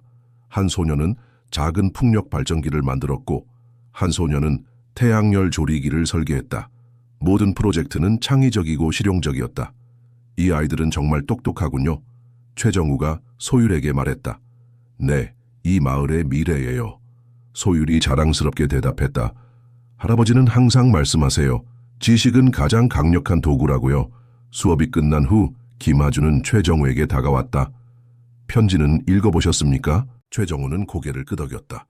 네, 정말 감동적이었습니다. 김 부장님, 제가 얼마나 잘못했는지 이제야 깨닫습니다. 김하준은 한동안 최정우를 바라보았다. 그의 눈에는 깊은 지혜가 담겨 있었다. 최 회장님, 과거는 중요하지 않습니다. 중요한 것은 앞으로 어떻게 할 것인가입니다. 어떻게 해야 할까요? 최정우가 물었다. 어떻게 제가 잘못한 것을 바로잡을 수 있을까요? 김하준은 미소를 지었다. 그것이 바로 우리가 당신에게 보여주고 싶은 것입니다. 이제 마을 협동조합으로 가봅시다. 간판에는 통영미래협동조합이라고 쓰여 있었다. 이 협동조합은 3년 전에 시작되었습니다. 박민호가 설명했다. 마을 사람들이 함께 모여 우리의 전통 기술과 현대 기술을 결합하는 방법을 찾고 있습니다. 김하준은 미소를 지었다. 그것이 바로 우리가 당신에게 보여주고 싶은 것입니다. 이제 마을 협동조합으로 가봅시다. 아침 식사 후 박민호와 몇몇 마을 사람들이 창고에 도착했다. 그들은 조심스럽게 철창을 열었다. 최정우는 천천히 밖으로 나왔다. 3일 만에 처음으로 철창 밖으로 나오는 것이었다. 도망치실 생각은 없으시겠죠? 박민호가 물었다. 최정우는 고개를 저었다. 아닙니다. 이제는 도망칠 이유가 없습니다. 그들은 학교 안으로 들어갔다. 복도를 따라 걸으며 최정우는 교실들을 들여다보았다. 각 교실에서는 다양한 나이의 아이들이 열심히 공부하고 있었다. 한 교실에서는 로봇을 만들고 있었고 다른 교실에서는 컴퓨터 프로그래밍을 배우고 있었다. 이 아이들은 대부분 어부나 농부의 자녀들이에요. 박민호가 설명했다. 예전에는 고등교육을 받기 위해 마을을 떠나야 했지만 이제는 여기서도 최고 수준의 교육을 받을 수 있게 되었습니다. 아이들은 호기심 가득한 눈으로 최정구를 바라보았다. 최정구는 약간 불편해 보였다. 그는 아이들과 어떻게 상호작용해야 할지 몰랐다. 안녕하세요. 그가 어색하게 말했다. 김하준은 미소를 지었다. 최 회장님, 우리 수업에 참여하시겠습니까? 오늘은 재생에너지에 대해 배우고 있습니다. 최정우의 눈이 커졌다. 정말? 특별한 일? 그들은 창고를 나와 마을로 향했다. 처음으로 최정우는 통영의 아름다움을 제대로 볼 수 있었다. 산과 바다가 만나는 곳, 화려한 세계 전통 가옥들, 좁은 골목길을 따라 늘어선 작은 상점들. 모든 것이 생명력으로 가득 차 있었다. 마을 중심에는 작은 학교가 있었다. 김하준 과학기술학교라고 쓰인 간판이 정문 위에 걸려 있었다. 이 학교는 할아버지의 이름을 따서 지어졌어요. 소율이 설명했다. 할아버지가 서울에서 돌아오신 후 마을 아이들에게 과학과 기술을 가르치기 시작하셨어요. 처음에는 그저 몇몇 아이들과 함께 작은 창고에서 시작했지만 점점 커져서 지금은 공식 학교가 되었어요. 김하준은 한동안 최정우를 바라보았다. 그의 눈에는 깊은 지혜가 담겨 있었다. 최 회장님, 과거는 중요하지 않습니다. 중요한 것은 앞으로 어떻게 할 것인가입니다. 최정우는 고개를 끄덕였다. 네, 정말 감동적이었습니다. 김 부장님, 제가 얼마나 잘못했는지 이제야 깨닫습니다. 소율은 고개를 끄덕였다. 이장님이 허락하셨어요. 당신이 변하고 있다고 생각하시거든요. 오늘은 마을 학교를 방문할 거예요. 네, 오늘은 당신이 철창 밖으로 나올 수 있어요. 물론 감시해서지만요. 하지만 그 전에 오늘은 특별한 일이 있어요. 수업이 끝난 후 김하준은 최정우에게 다가왔다. 편지는 읽어보셨습니까? 그들은 안으로 들어갔다. 내부는 다양한 작업장으로 나뉘어 있었다. 한쪽에서는 노인들이 전통 공예품을 만들고 있었고 다른 쪽에서는 젊은이들이 컴퓨터로 디자인 작업을 하고 있었다. 우리는 전통 공예품을 현대적인 디자인과 결합하여 새로운 시장을 개척하고 있습니다. 박민호가 계속했다. 이를 통해 노인들의 기술을 보존하면서도 젊은이들에게 일자리를 제공할 수 있습니다. 최정우는 깊은 인상을 받았다. 그는 작업장을 돌아다니며 다양한 제품들을 살펴보았다. 전통 도자기에 현대적 디자인이 적용된 것, 천연 재료로 만든 친환경 제품들, 전통 문양을 활용한 패션 아이템들, 모두 높은 품질과 독창성을 갖추고 있었다. 이 제품들은 정말 뛰어납니다. 최정구가 감탄했다. 시장 잠재력이 큰데요. 맞습니다. 박민호가 동의했다. 하지만 우리에게는 마케팅 전문 지식과 유통 채널이 부족합니다. 그래서 성장에 한계가 있습니다. 최정우는 생각에 잠겼다. 그의 머릿속에서 아이디어가 떠올랐다. 제가 도울 수 있을 것 같습니다. 그가 말했다. 철강 개발은 전국적인 네트워크와 마케팅 전문가들을 보유하고 있습니다. 우리가 협력한다면 이 제품들을 전국 아니 전 세계에 알릴 수 있을 것입니다. 박민호와 김하준은 놀란 표정으로 서로를 바라보았다. 그들은 최정구가 이렇게 빨리 변할 것이라고 예상하지 않았다. 정말 그렇게 하시겠습니까? 박민호가 물었다. 네. 최정우가 확신에 찬 목소리로 대답했다. 제 계획을 완전히 바꾸고 싶습니다. 통영을 파괴하는 것이 아니라 통영과 함께 성장하는 방법을 찾고 싶습니다. 소율은 기쁨에 찬 미소를 지었다.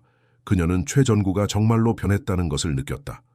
협동조합 방문 후 그들은 마을 광장으로 향했다. 그곳에는 마을 사람들이 모여 있었다. 최정구가 나타나자 모두가 조용해졌다. 그들의 눈에는 여전히 의심이 남아 있었다. 박민호가 앞으로 나와 마을 사람들에게 말했다. 여러분, 최정우 회장님이 우리 마을에 대한 새로운 제안을 하고 싶어 하십니다. 한번 들어봅시다. 최정우는 앞으로 나섰다. 그는 평소에 자신감 있는 태도 대신 겸손한 모습으로 마을 사람들을 바라보았다.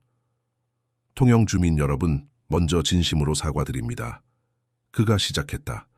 저는 이 마을을 단순한 사업 대상으로만 보았습니다. 여러분의 역사, 문화, 삶을 무시했습니다. 그것은 큰 잘못이었습니다. 마을 사람들은 놀란 표정으로 서로를 바라보았다. 그들은 최정구가 사과할 것이라고 예상하지 않았다. 하지만 지난 며칠 동안 저는 많은 것을 배웠습니다. 최정구가 계속했다. 여러분의 마을이 얼마나 특별한지, 여러분의 문화가 얼마나 소중한지 깨달았습니다. 그리고 이제 저는 새로운 제안을 하고 싶습니다. 틈 제5장. 새로운 비전 마을 광장에 모인 사람들은 숨을 죽이고 최정우의 말을 기다렸다. 그는 깊게 숨을 들이쉬고 자신이 지난밤 철창 안에서 구상한 계획을 발표하기 시작했다. 저는 통영을 완전히 새로운 시각으로 보게 되었습니다. 이곳은 단순히 개발할 토지가 아니라 보존하고 함께 성장해야 할 보물입니다. 제 새로운 제안은 통영문화 르네상스 프로젝트입니다. 최정우는 주머니에서 접힌 종이를 꺼내 펼쳤다. 그것은 그가 철창 안에서 밤새 작성한 계획이었다. 첫째, 저는 기존의 리조트 건설 계획을 철회하겠습니다. 대신 우리는 마을의 전통 가옥과 역사적 건물들을 보존하고 복원하는 데 투자할 것입니다. 이 건물들은 현대적 편의시설을 갖추면서도 전통적 외관을 유지할 것입니다. 마을 사람들은 놀란 표정으로 서로를 바라보았다.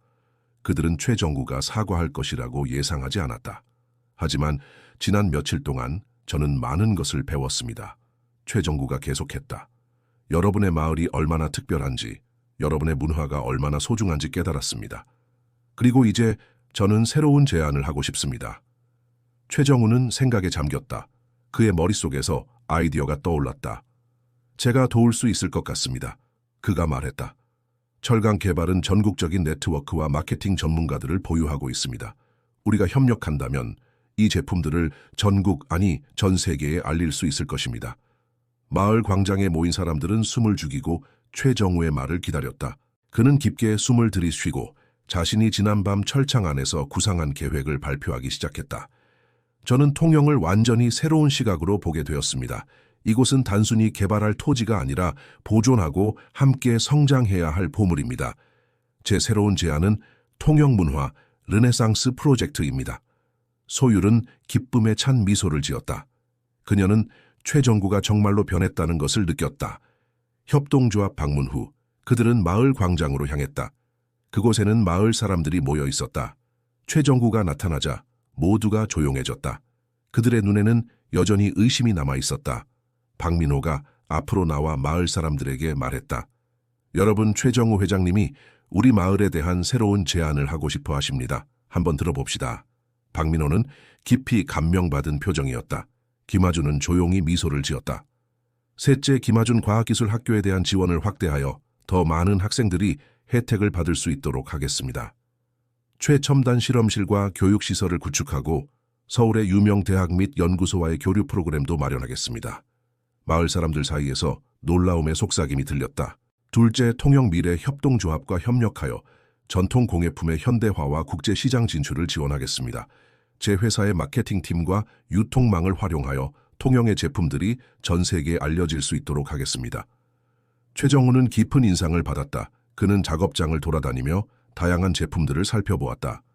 전통 도자기에 현대적 디자인이 적용된 것, 천연 재료로 만든 친환경 제품들, 전통 문양을 활용한 패션 아이템들, 모두 높은 품질과 독창성을 갖추고 있었다. 이 제품들은 정말 뛰어납니다.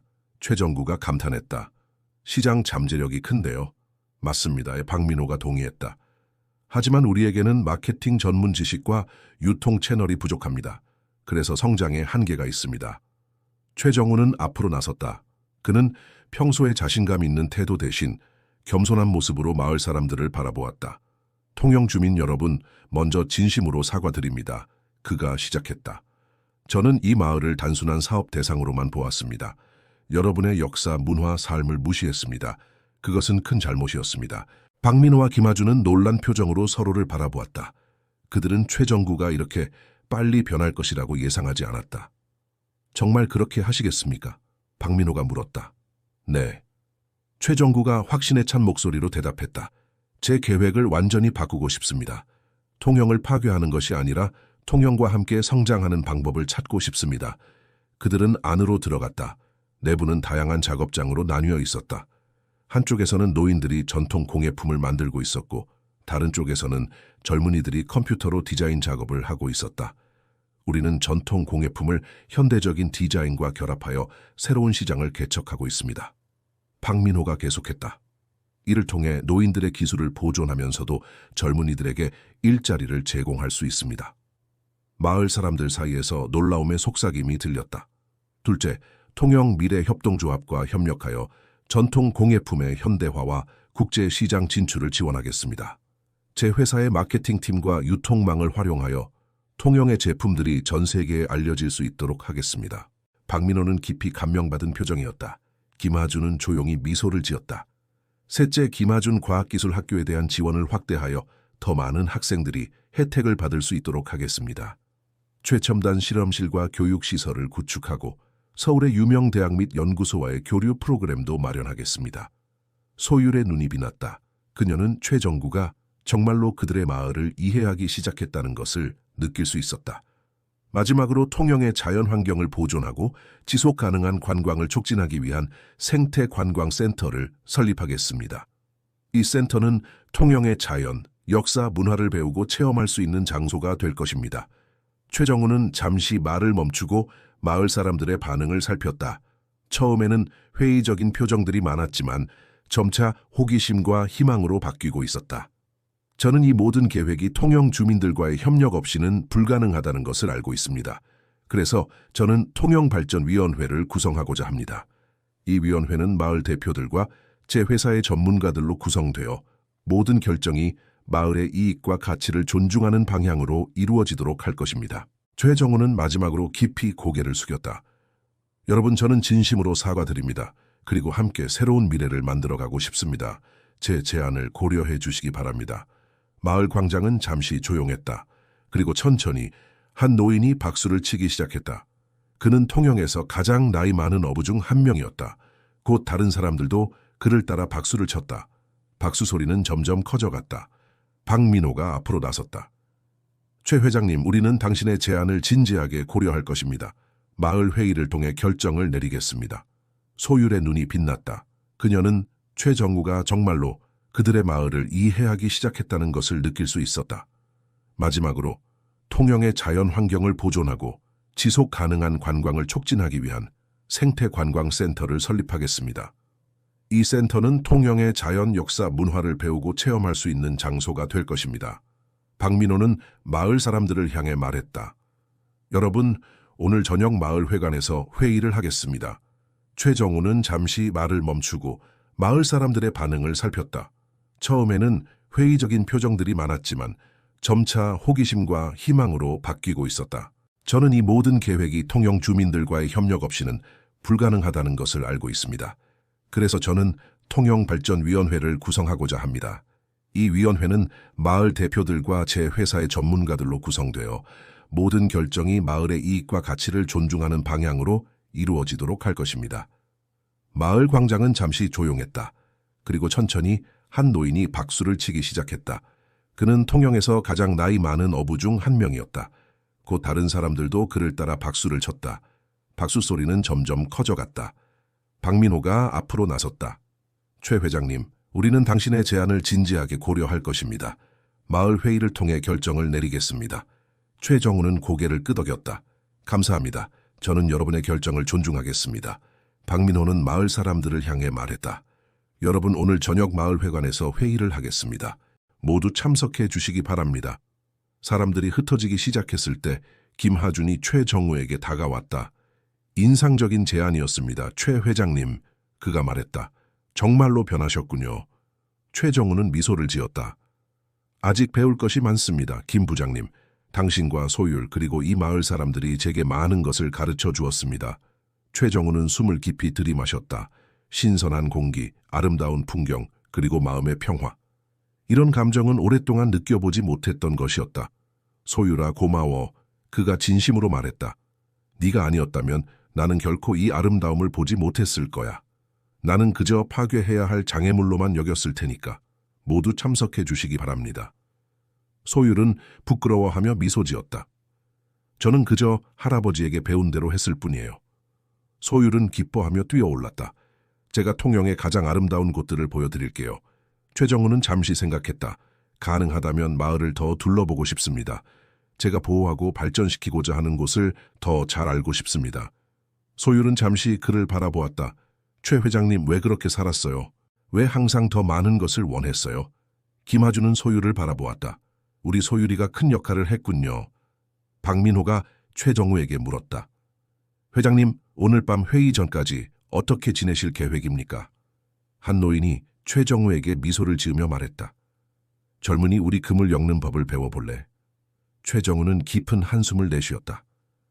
아마도 내가 정말로 중요한 것이 무엇인지 몰랐기 때문일 거야.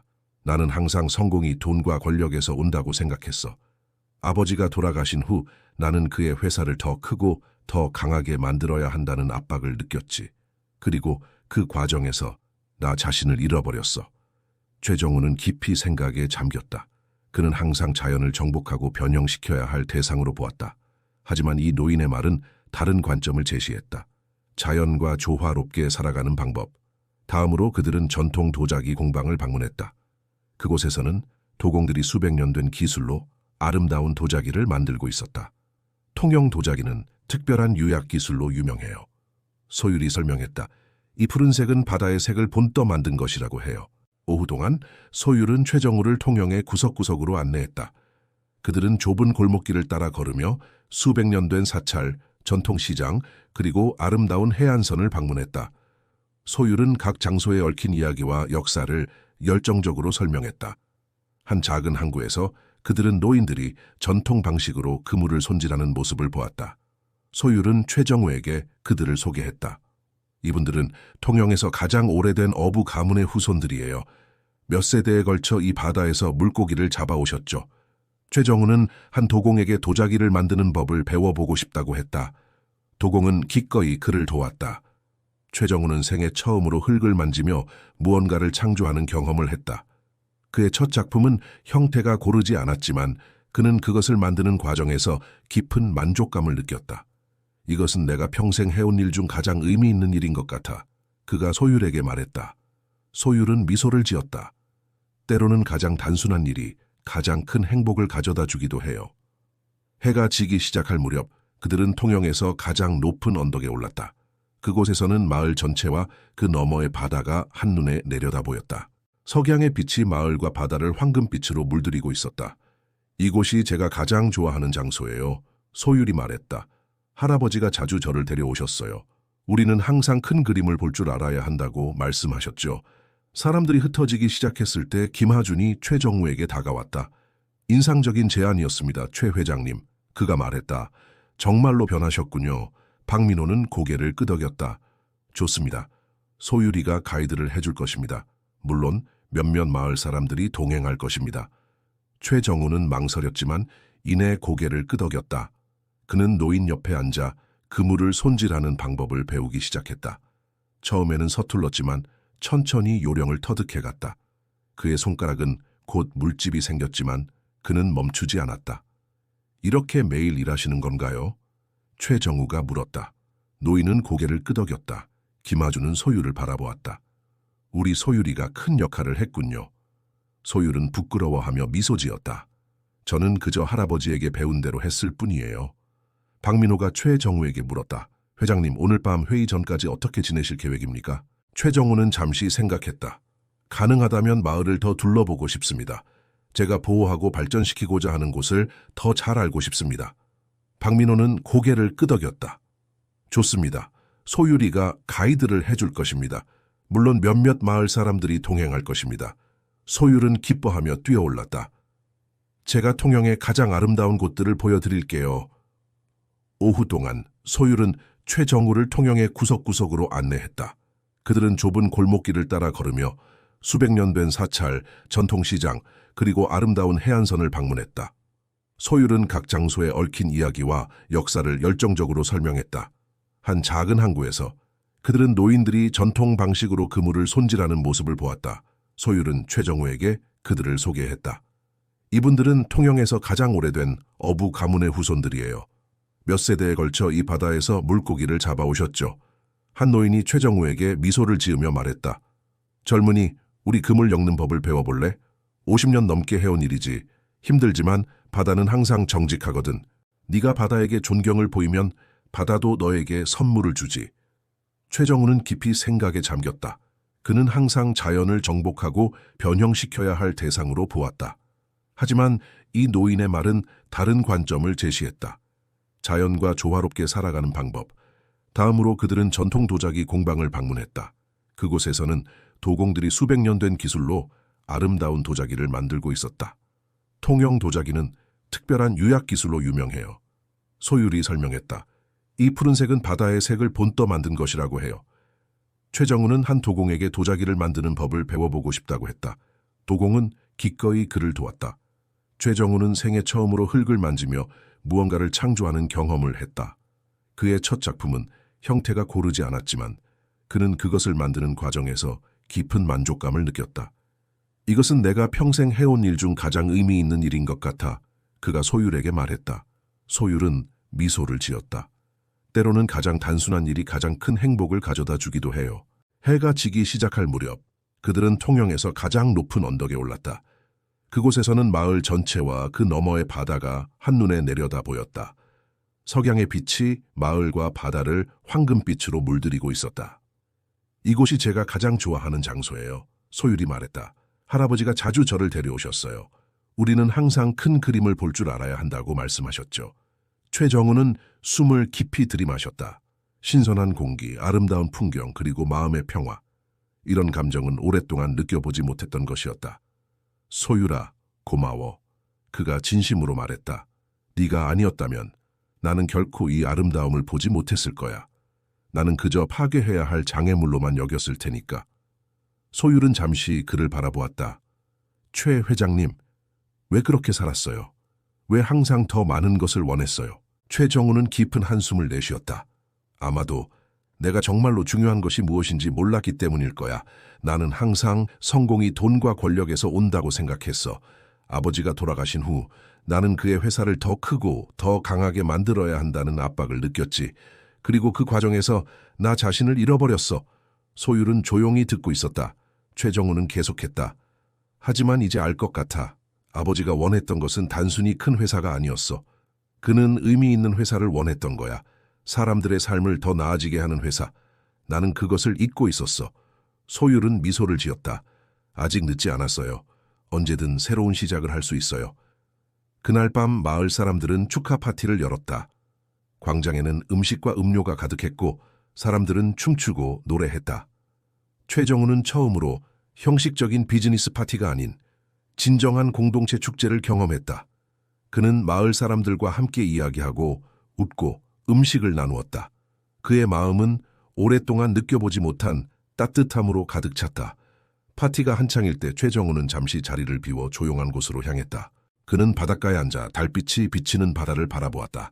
그들은 조용히 석양을 감상했다. 마을에서 저녁 식사를 알리는 종소리가 울렸다. 이제 마을 회의 시간이 거의 다 되었어요. 소율이 말했다. 돌아가야 해요. 그들은 천천히 언덕을 내려와 마을 회관으로 향했다. 회관 앞에는 이미 많은 사람들이 모여 있었다. 최정구가 나타나자 사람들은 조용히 길을 열어주었다. 더 이상 적대감은 느껴지지 않았다. 대신 조심스러운 호기심과 희망의 기색이 보였다. 마을 회관 안에는 모든 주민들이 모여 있었다. 박민호가 회의를 시작했다. 주민 여러분, 오늘 우리는 중요한 결정을 내려야 합니다. 최정우 회장님의 새로운 제안에 대해 논의하고 우리 마을의 미래 방향을 결정할 것입니다. 박민호는 최정우의 제안을 자세히 설명했다. 그 후 마을 사람들은 각자의 의견을 자유롭게 발표했다. 대부분의 사람들은 조심스럽게 긍정적인 반응을 보였지만 일부는 여전히 의심을 품고 있었다. 한 중년 여성이 일어나 말했다. 최 회장님의 제안은 좋게 들립니다. 하지만 그가 정말로 약속을 지킬 것이라고 어떻게 믿을 수 있습니까? 그는 이전에도 우리에게 거짓말을 했습니다. 박민호가 대답하려 했지만 최정구가 먼저 일어섰다. 당신의 의심은 당연합니다. 그가 진지하게 말했다. 저는 여러분의 신뢰를 배신했습니다. 그리고 신뢰는 말이 아닌 행동으로 회복해야 한다는 것을 알고 있습니다. 그는 주머니에서 종이 한 장을 꺼냈다. 이것은 법적 구속력이 있는 계약서입니다. 제가 약속을 이행하지 않을 경우 제 회사의 모든 통영 관련 자산은 마을 협동조합에 기부됩니다. 그리고 저는 직접 이 마을에 머물며 프로젝트가 제대로 진행되는지 감독할 것입니다. 적어도 일주일에 3일은 이곳에서 지낼 것입니다. 마을 사람들은 놀란 표정으로 서로를 바라보았다. 이는 단순한 약속을 넘어선 진정한 헌신이었다. 긴 토론 끝에 박민호는 투표를 제안했다. 최 회장님의 제안을 받아들이는데 찬성하시는 분들은 손을 들어주시기 바랍니다. 천천히 손들이 하나둘씩 올라갔다. 처음에는 몇 개에 불과했지만 점점 더 많은 손이 올라갔다. 마침내 대다수의 주민들이 찬성 의사를 표했다. 박민호는 미소를 지으며 선언했다. 투표 결과 우리는 최정우 회장님의 제안을 받아들이기로 결정했습니다. 통영문화 르네상스 프로젝트가 공식적으로 시작됩니다. 회관 안에서는 박수와 환호성이 터져나왔다. 최정우는 깊은 감사의 마음으로 고개를 숙였다. 그는 생애 처음으로 진정한 성취감을 느꼈다. 이것은 단순한 비즈니스 성공이 아니라 사람들의 삶과 문화를 지키는 의미 있는 일이었다. 회의가 끝난 후 김하준이 최정우에게 다가왔다. 축하합니다, 최 회장님. 그가 말했다. 이제 당신은 진정한 리더가 되었습니다. 최정우는 미소를 지었다. 아직 배울 것이 많습니다, 김 부장님. 그리고 부탁이 있습니다. 이제 저를 정우라고 불러주세요. 우리는 이제 동료이자 친구니까요. 김하준은 따뜻하게 웃으며 그의 손을 잡았다. 좋습니다, 정우 씨. 우리는 함께 위대한 일을 해낼 것입니다. 그때 소율이 달려와 둘을 껴안았다. 우리가 해냈어요. 정말 기뻐요. 최정우는 소율을 바라보며 말했다. 모두 내 덕분이야, 소율아. 네가 없었다면 나는 결코 이런 사람이 되지 못했을 거야. 소율은 행복하게 웃었다. 제가 한 일은 그저 당신이 이미 마음속에 가지고 있던 좋은 사람을 깨우는 것뿐이었어요. 3일 전만 해도 그는 오만하고 자기중심적인 사업가였다. 하지만 지금 그는 완전히 다른 사람이 되어 있었다. 그는 주머니에서 전화기를 꺼냈다. 박민호가 그의 소지품을 돌려준 것이다. 그는 번호를 눌러 서울에 있는 그의 비서에게 전화를 걸었다. 김 비서, 나야, 최정우. 그때 소율이 달려와 둘을 껴안았다. 우리가 해냈어요. 정말 기뻐요. 마을 사람들은 놀란 표정으로 서로를 바라보았다. 이는 단순한 약속을 넘어선 진정한 헌신이었다. 긴 토론 끝에 박민호는 투표를 제안했다. 최 회장님의 제안을 받아들이는데 찬성하시는 분들은 손을 들어주시기 바랍니다. 천천히 손들이 하나둘씩 올라갔다. 처음에는 몇 개에 불과했지만 점점 더 많은 손이 올라갔다. 마침내 대다수의 주민들이 찬성 의사를 표했다. 박민호는 미소를 지으며 선언했다. 투표 결과 우리는 최정우 회장님의 제안을 받아들이기로 결정했습니다. 통영문화 르네상스 프로젝트가 공식적으로 시작됩니다. 소율은 미소를 지었다. 아직 늦지 않았어요. 언제든 새로운 시작을 할 수 있어요. 소율은 행복하게 웃었다. 제가 한 일은 그저 당신이 이미 마음속에 가지고 있던 좋은 사람을 깨우는 것뿐이었어요. 최정우는 미소를 지었다. 아직 배울 것이 많습니다, 김 부장님. 그리고 부탁이 있습니다. 이제 저를 정구라고 불러주세요. 우리는 이제 동료이자 친구니까요. 회관 안에서는 박수와 환호성이 터져 나왔다. 최정우는 깊은 감사의 마음으로 고개를 숙였다. 그는 생애 처음으로 진정한 성취감을 느꼈다. 이것은 단순한 비즈니스 성공이 아니라 사람들의 삶과 문화를 지키는 의미 있는 일이었다. 회의가 끝난 후 김하준이 최정우에게 다가왔다. 축하합니다, 최 회장님. 그가 말했다. 이제 당신은 진정한 리더가 되었습니다. 그들은 천천히 언덕을 내려와 마을 회관으로 향했다. 회관 앞에는 이미 많은 사람들이 모여 있었다. 최전구가 나타나자 사람들은 조용히 길을 열어주었다. 더 이상 적대감은 느껴지지 않았다. 대신 조심스러운 호기심과 희망의 기색이 보였다. 마을 회관 안에는 모든 주민들이 모여 있었다. 박민호가 회의를 시작했다. 주민 여러분, 오늘 우리는 중요한 결정을 내려야 합니다. 최정우 회장님의 새로운 제안에 대해 논의하고 우리 마을의 미래 방향을 결정할 것입니다. 소율은 조용히 듣고 있었다. 최정우는 계속했다. 하지만 이제 알 것 같아. 아버지가 원했던 것은 단순히 큰 회사가 아니었어. 그는 의미 있는 회사를 원했던 거야. 사람들의 삶을 더 나아지게 하는 회사. 나는 그것을 잊고 있었어. 그는 주머니에서 종이 한 장을 꺼냈다. 이것은 법적 구속력이 있는 계약서입니다. 제가 약속을 이행하지 않을 경우 제 회사의 모든 통영 관련 자산은 마을 협동조합에 기부됩니다. 그리고 저는 직접 이 마을에 머물며 프로젝트가 제대로 진행되는지 감독할 것입니다. 적어도 일주일에 3일은 이곳에서 지낼 것입니다. 김하준은 따뜻하게 웃으며 그의 손을 잡았다.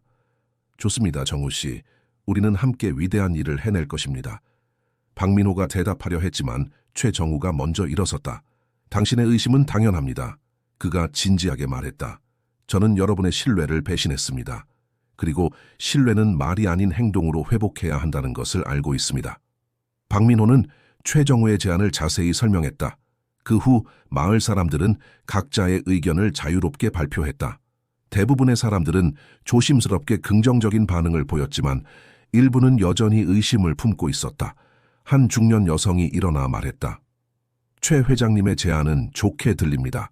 하지만 그가 정말로 약속을 지킬 것이라고 어떻게 믿을 수 있습니까? 그는 이전에도 우리에게 거짓말을 했습니다. 그들은 조용히 석양을 감상했다. 마을에서 저녁 식사를 알리는 종소리가 울렸다. 이제 마을 회의 시간이 거의 다 되었어요. 소율이 말했다. 돌아가야 해요. 회장님, 괜찮으세요? 갑자기 연락이 안 돼서 걱정했습니다. 괜찮아. 오히려 아주 좋아. 내일 아침 일찍 서울로 돌아갈 거야. 중요한 회의를 소집해주어. 이사회, 임원진, 모든 부서장들, 우리 회사에 큰 변화가 있을 거야. 네, 회장님. 어떤 종류의 변화인가요? 회장님 괜찮으세요? 갑자기 연락이 안 돼서 걱정했습니다. 전화를 끊고 최정우는 다시 바다를 바라보았다. 그는 이제 자신의 회사를 어떻게 변화시킬지 알고 있었다. 단순히 이익을 추구하는 기업이 아니라 사람과 문화를 존중하는 기업으로, 그의 아버지가 원래 꿈꾸었던 것처럼. 최정우는 미소를 지었다. 좋은 변화야, 김 비서. 아주 좋은 변화지. 제6장. 새로운 시작. 서울의 철강개발 본사 회의실에는 긴장감이 감돌았다. 임원들과 부서장들이 테이블 주위에 앉아 있었고 모두 최정우가 소집한 긴급 회의의 이유를 궁금해하고 있었다. 그들은 지난 며칠 동안 최정우와 연락이 닿지 않아 걱정하고 있었다. 문이 열리고 최정우가 들어왔다. 그의 외모는 모두를 놀라게 했다. 항상 완벽하게 차려입었던 그가 지금은 약간 수수한 옷차림이었다. 그의 얼굴에는 수염이 자라 있었고 그의 눈에는 이전에 볼 수 없었던 차분함과 결의가 담겨 있었다. 여러분, 좋은 아침입니다. 최정우가 회의실 앞에 서서 말했다. 먼저 제가 갑자기 연락이 없어 걱정을 끼쳐드린 점 사과드립니다. 저는 지난 며칠 동안 통영이라는 작은 해안 마을에 있었습니다. 그리고 그곳에서 제 인생을 바꾸는 경험을 했습니다. 임원들은 의아한 표정으로 서로를 바라보았다. 최정우가 이렇게 개인적인 이야기를 하는 것은 매우 이례적인 일이었다. 여러분, 우리 회사는 오늘부터 새로운 방향으로 나아갈 것입니다. 최정우가 계속했다. 우리는 더 이상 단순히 이익만을 추구하는 기업이 아닙니다. 우리는 사람과 문화를 존중하고 지역사회와 함께 성장하는 기업이 될 것입니다. 최정우는 통영에서의 경험과 그곳 사람들에게서 배운 교훈을 공유했다. 그는 자신이 어떻게 변화했는지, 그리고 이제 회사를 어떻게 변화시키고 싶은지 설명했다. 첫째, 모든 개발 프로젝트는 지역사회와의 협의를 통해 진행될 것입니다. 우리는 더 이상 현지 문화와 환경을 무시하고 진행하지 않을 것입니다. 둘째, 우리는 지속 가능한 개발 부서를 신설하여 모든 프로젝트가 환경과 지역사회에 미치는 영향을 평가하고 최소화할 것입니다. 셋째, 우리는 직원들의 복지와 성장을 최우선으로 할 것입니다. 오늘부터 모든 정리해고 계획은 취소됩니다. 대신 우리는 직원들의 재교육과 역량 강화에 투자할 것입니다. 마지막으로 우리는 문화보존 기금을 설립하여 우리가 활동하는 모든 지역의 전통과 문화를 보존하고 발전시키는 데 기여할 것입니다. 임원들 중 일부는 놀라움과 혼란을 감추지 못했다. 최고 재무 책임자 CFO인 박준호가 손을 들었다. 회장님, 이러한 변화는 단기적으로 우리의 수익성에 영향을 미칠 수 있습니다. 주주들은 어떻게 설득할 계획이십니까? 최정우는 미소를 지었다. 좋은 질문입니다, 박 이사. 저는 이것이 단순한 자선 활동이 아니라 장기적인 비즈니스 전략이라고 믿습니다. 지역사회와의 협력은 더 지속 가능하고 안정적인 성장을 가져올 것입니다. 단기적인 이익보다 장기적인 가치 창출에 초점을 맞출 때입니다. 회의는 몇 시간 동안 계속되었다. 최정우는 모든 질문에 인내심을 갖고 대답했다. 처음에는 많은 임원들이 회의적이었지만 점차 그의 비전에 공감하기 시작했다. 특히 마케팅팀은 윤리적 기업으로서의 새로운 이미지가 젊은 소비자들에게 어필할 수 있다는 점에 주목했다. 회의가 끝나갈 무렵 최정우는 한 가지 더 중요한 발표를 했다. 그리고 마지막으로 저는 김하준 씨를 우리 회사의 지속 가능한 개발 및 문화 보존 부문 고문으로 초빙하고자 합니다. 그의 경험과 지혜는 우리의 새로운 방향에 큰 도움이 될 것입니다. 많은 임원들이 놀랐다. 김하준은 5년 전 회사에서 해고된 사람이었다. 그리고 그의 손녀 김소율 양을 우리의 청소년 자문단에 초대하고자 합니다.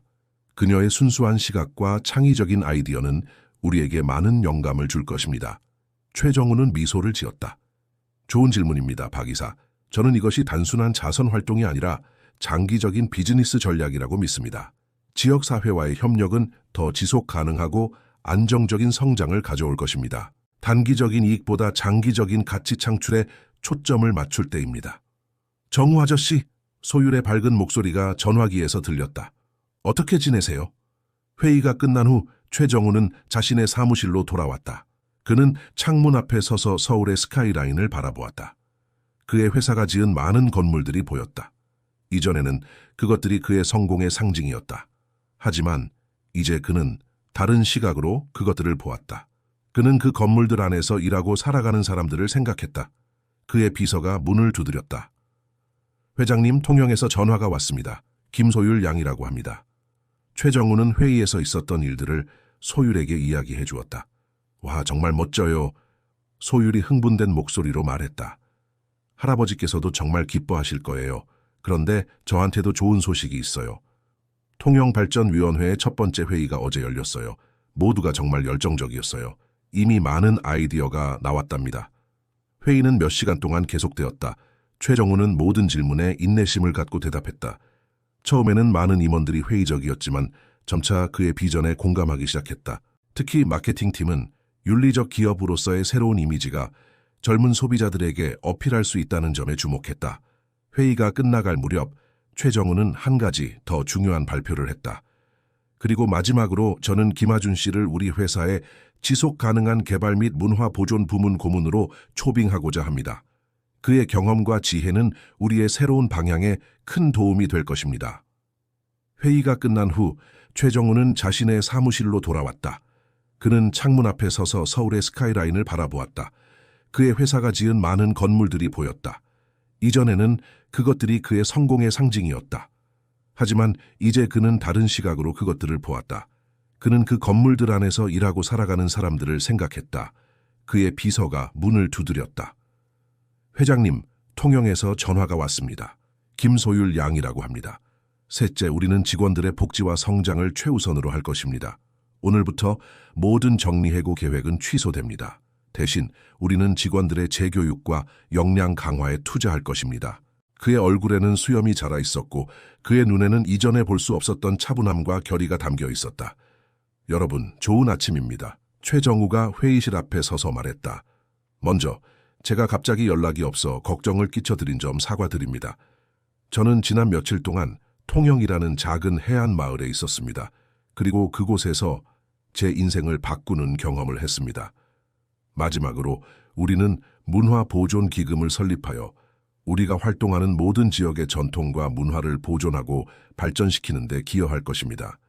둘째, 우리는 지속 가능한 개발 부서를 신설하여 모든 프로젝트가 환경과 지역사회에 미치는 영향을 평가하고 최소화할 것입니다. 최정우는 미소를 지었다. 연결해 주세요. 최정우는 통영에서의 경험과 그곳 사람들에게서 배운 교훈을 공유했다. 그는 자신이 어떻게 변화했는지, 그리고 이제 회사를 어떻게 변화시키고 싶은지 설명했다. 첫째, 모든 개발 프로젝트는 지역사회와의 협의를 통해 진행될 것입니다. 우리는 더 이상 현지 문화와 환경을 무시하고 진행하지 않을 것입니다. 잘 지내고 있어, 소율아. 방금 회의를 마쳤어. 우리 회사에 큰 변화가 시작되었어. 임원들은 의아한 표정으로 서로를 바라보았다. 최정우가 이렇게 개인적인 이야기를 하는 것은 매우 이례적인 일이었다.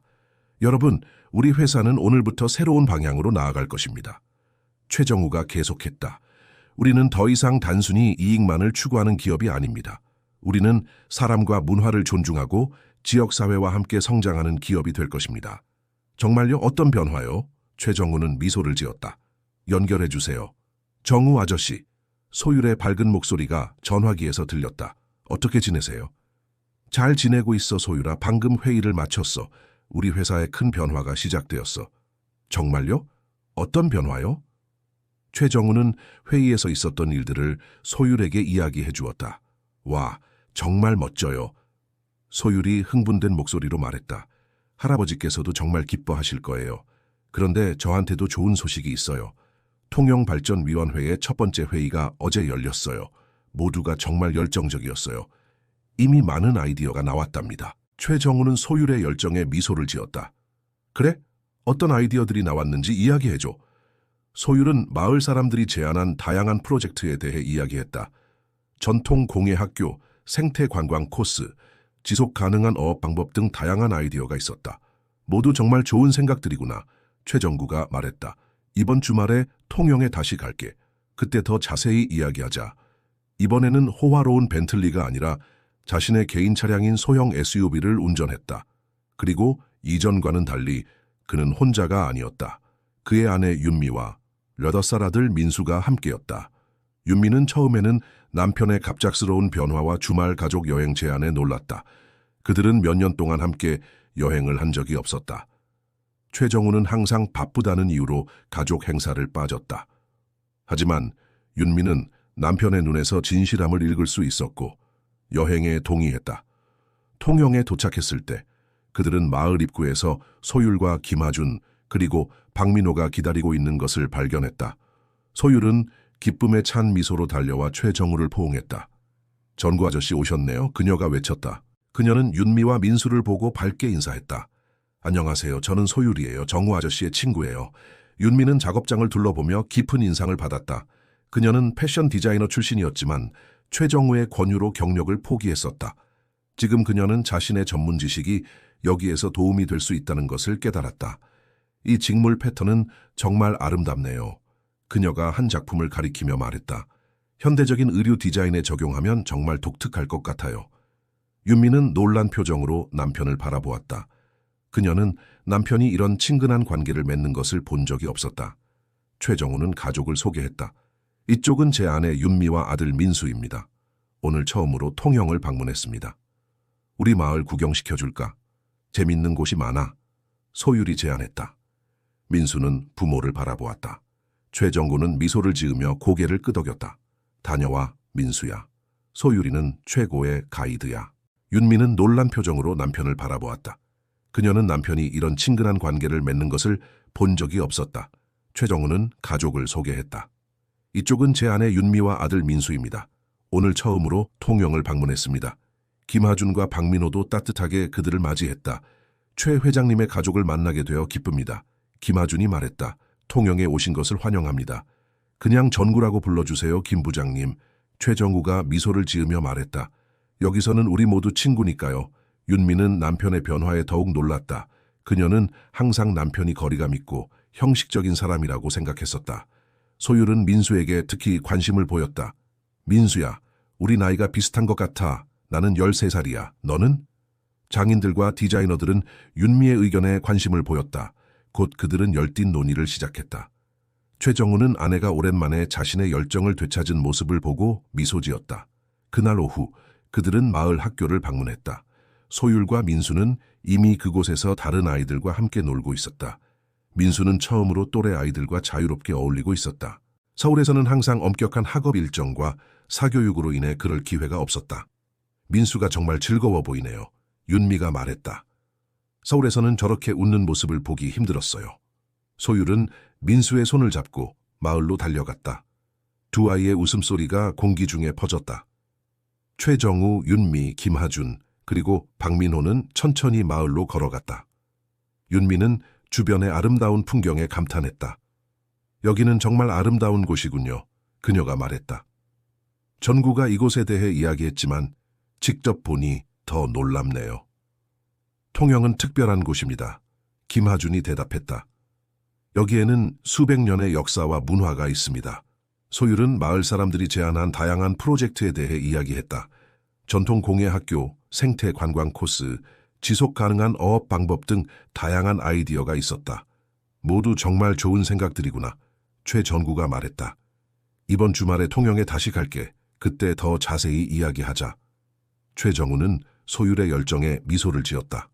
그래, 어떤 아이디어들이 나왔는지 이야기해줘. 그냥 정우라고 불러주세요, 김 부장님.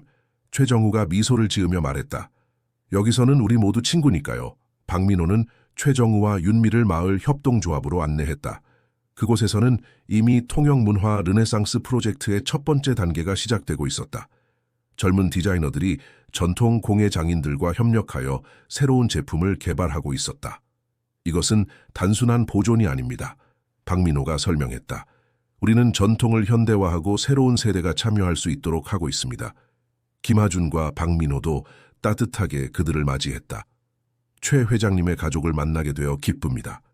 김하준이 말했다. 통영에 오신 것을 환영합니다. 통화를 마친 후 최정구는 책상으로 돌아와 새로운 프로젝트 계획을 세우기 시작했다. 그는 오랫동안 느끼지 못했던 열정과 목적의식을 느꼈다. 주말이 되자 최정우는 약속대로 통영으로 향했다. 민수는 부끄러워하며 대답했다. 15살이요. 우리 마을 구경시켜줄까? 재밌는 곳이 많아. 소율이 제안했다. 민수는 부모를 바라보았다. 최정구는 미소를 지으며 고개를 끄덕였다. 다녀와 민수야. 소율이는 최고의 가이드야. 소율은 민수의 손을 잡고 마을로 달려갔다. 두 아이의 웃음소리가 공기 중에 퍼졌다. 최정우, 윤미, 김하준, 그리고 박민호는 천천히 마을로 걸어갔다. 윤미는 주변의 아름다운 풍경에 감탄했다. 여기는 정말 아름다운 곳이군요. 그녀가 말했다. 전구가 이곳에 대해 이야기했지만 직접 보니 더 놀랍네요. 통영은 특별한 곳입니다. 김하준이 대답했다. 여기에는 수백 년의 역사와 문화가 있습니다. 박민호는 최정우와 윤미를 마을 협동조합으로 안내했다. 그곳에서는 이미 통영문화 르네상스 프로젝트의 첫 번째 단계가 시작되고 있었다. 젊은 디자이너들이 전통 공예 장인들과 협력하여 새로운 제품을 개발하고 있었다. 이것은 단순한 보존이 아닙니다. 박민호가 설명했다. 우리는 전통을 현대화하고 새로운 세대가 참여할 수 있도록 하고 있습니다. 윤미는 작업장을 둘러보며 깊은 인상을 받았다. 그녀는 패션 디자이너 출신이었지만 최정우의 권유로 경력을 포기했었다. 지금 그녀는 자신의 전문 지식이 여기에서 도움이 될 수 있다는 것을 깨달았다. 이 직물 패턴은 정말 아름답네요. 그녀가 한 작품을 가리키며 말했다. 현대적인 의류 디자인에 적용하면 정말 독특할 것 같아요. 장인들과 디자이너들은 윤미의 의견에 관심을 보였다. 곧 그들은 열띤 논의를 시작했다. 최정우는 아내가 오랜만에 자신의 열정을 되찾은 모습을 보고 미소 지었다. 그날 오후 그들은 마을 학교를 방문했다. 소율과 민수는 이미 그곳에서 다른 아이들과 함께 놀고 있었다. 민수는 처음으로 또래 아이들과 자유롭게 어울리고 있었다. 서울에서는 항상 엄격한 학업 일정과 사교육으로 인해 그럴 기회가 없었다. 민수가 정말 즐거워 보이네요. 윤미가 말했다. 서울에서는 저렇게 웃는 모습을 보기 힘들었어요. 이것이 우리 마을의 힘입니다. 박민호가 대답했다. 우리는 함께할 때 더 강해집니다. 최정우는 감사의 마음으로 고개를 숙였다. 모두 여러분 덕분입니다. 특히 소율이 덕분이죠. 그 작은 소녀가 제 마음의 문을 열었습니다. 최정우는 죄책감을 느꼈다. 그는 항상 아들에게 높은 기대를 가지고 있었고 성공만을 강조했다. 그는 아들이 행복한지 묻는 것을 잊고 있었다. 저녁이 되자 마을 사람들은 해변에서 작은 파티를 열었다. 신선한 해산물과 지역 특산품으로 가득한 식탁이 차려졌다. 사람들은 음식을 나누고 이야기를 나누고 웃고 있었다. 최정우와 윤미는 김하준, 박민호 그리고 다른 마을 어른들과 함께 앉았다. 소율과 민수는 다른 아이들과 함께 모닥불 주변에서 놀고 있었다. 이런 공동체 의식은 서울에서는 찾아보기 힘들어요. 윤미가 말했다. 모두가 서로를 알고 서로를 돕는 것이 아름답네요. 최정우는 죄책감을 느꼈다. 그는 항상 아들에게 높은 기대를 가지고 있었고 성공만을 강조했다. 그는 아들이 행복한지 묻는 것을 잊고 있었다. 저녁이 되자 마을 사람들은 해변에서 작은 파티를 열었다. 신선한 해산물과 지역 특산품으로 가득한 식탁이 차려졌다. 사람들은 음식을 나누고 이야기를 나누고 웃고 있었다. 최정우와 윤미는 김하준, 박민호 그리고 다른 마을 어른들과 함께 앉았다. 소율과 민수는 다른 아이들과 함께 모닥불 주변에서 놀고 있었다. 이런 공동체 의식은 서울에서는 찾아보기 힘들어요. 윤미가 말했다.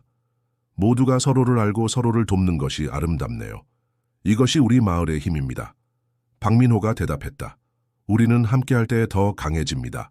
식사 중에 최정우는 통영 프로젝트의 진행 상황을 논의했다. 그는 서울에서의 회의 결과와 새로운 회사 방향에 대해 이야기했다. 마을 사람들은 그의 진정성에 감동받았다. 최 회장님, 아니 정우 씨, 김하준이 말했다. 당신은 정말로 변했습니다. 그리고 그 변화는 많은 사람들의 삶에 영향을 미칠 것입니다. 최정우는 감사의 마음으로 고개를 숙였다. 모두 여러분 덕분입니다. 특히 소율이 덕분이죠. 그 작은 소녀가 제 마음의 문을 열었습니다. 그날 밤 최정우와 윤미는 김하준의 집에서 제공한 작은 한옥방에서 묵었다. 민수는 소율의 집에서 소율과 함께 머물기로 했다. 그는 새 친구와 함께 시간을 보내고 싶어 했다. 정구야. 잠자리에 들기 전 윤미가 말했다. 무슨 일이 있었던 거야? 네가 이렇게 많이 변할 줄은 몰랐어. 최정우는 깊은 한숨을 내쉬었다. 나도 놀랐어. 이곳에 와서 이 사람들을 만나고 특히 소율이를 만난 후 내가 잘못된 가치를 추구하고 있었다는 것을 깨달았어. 돈과 권력은 중요하지 않아. 중요한 것은 사람, 관계 그리고 의미 있는 일을 하는 것이야. 윤미의 눈에 눈물이 맺혔다. 나는 항상 네가 그런 사람이 될 수 있다고 믿었어. 단지 너무 오랫동안 길을 잃었을 뿐이었어. 최정우는 아내의 손을 잡았다. 미안해, 윤미야. 나는 너와 민수에게 좋은 남편이자 아버지가 아니었어. 하지만 이제는 달라질 거야. 약속할게. 윤미는 미소를 지으며 남편을 껴안았다. 우리는 함께 새로 시작할 수 있어. 늦지 않았어. 다음 날 아침, 최정우는 일찍 일어나 마을 해변으로 걸어갔다.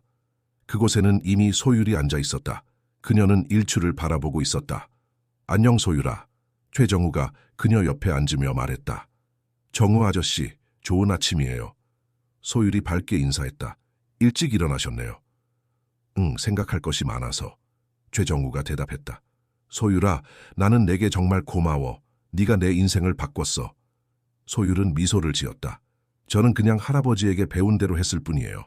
모든 사람에게는 좋은 면이 있다고요. 때로는 그것을 깨우는 데 도움이 필요할 뿐이죠. 그들은 잠시 조용히 일출을 감상했다. 정우 아저씨, 앞으로 어떻게 하실 거예요? 소율이 물었다. 최정우는 깊이 생각하더니 대답했다. 나는 회사를 변화시킬 거야. 그리고 내 가족과의 관계도 회복하고 싶어. 그리고 네 할아버지처럼 다른 사람들을 도울 수 있는 방법을 찾고 싶어. 소율은 기쁜 듯이 고개를 끄덕였다. 그럼 아저씨는 정말로 변하신 거네요. 최정우는 미소를 지었다. 그래, 소율아, 나는 변했어. 그리고 이것은 단지 시작일 뿐이야. 해가 완전히 떠오르자 마을은 새로운 하루를 맞이하기 시작했다. 어부들이 바다로 나가고 상점들이 문을 열었다.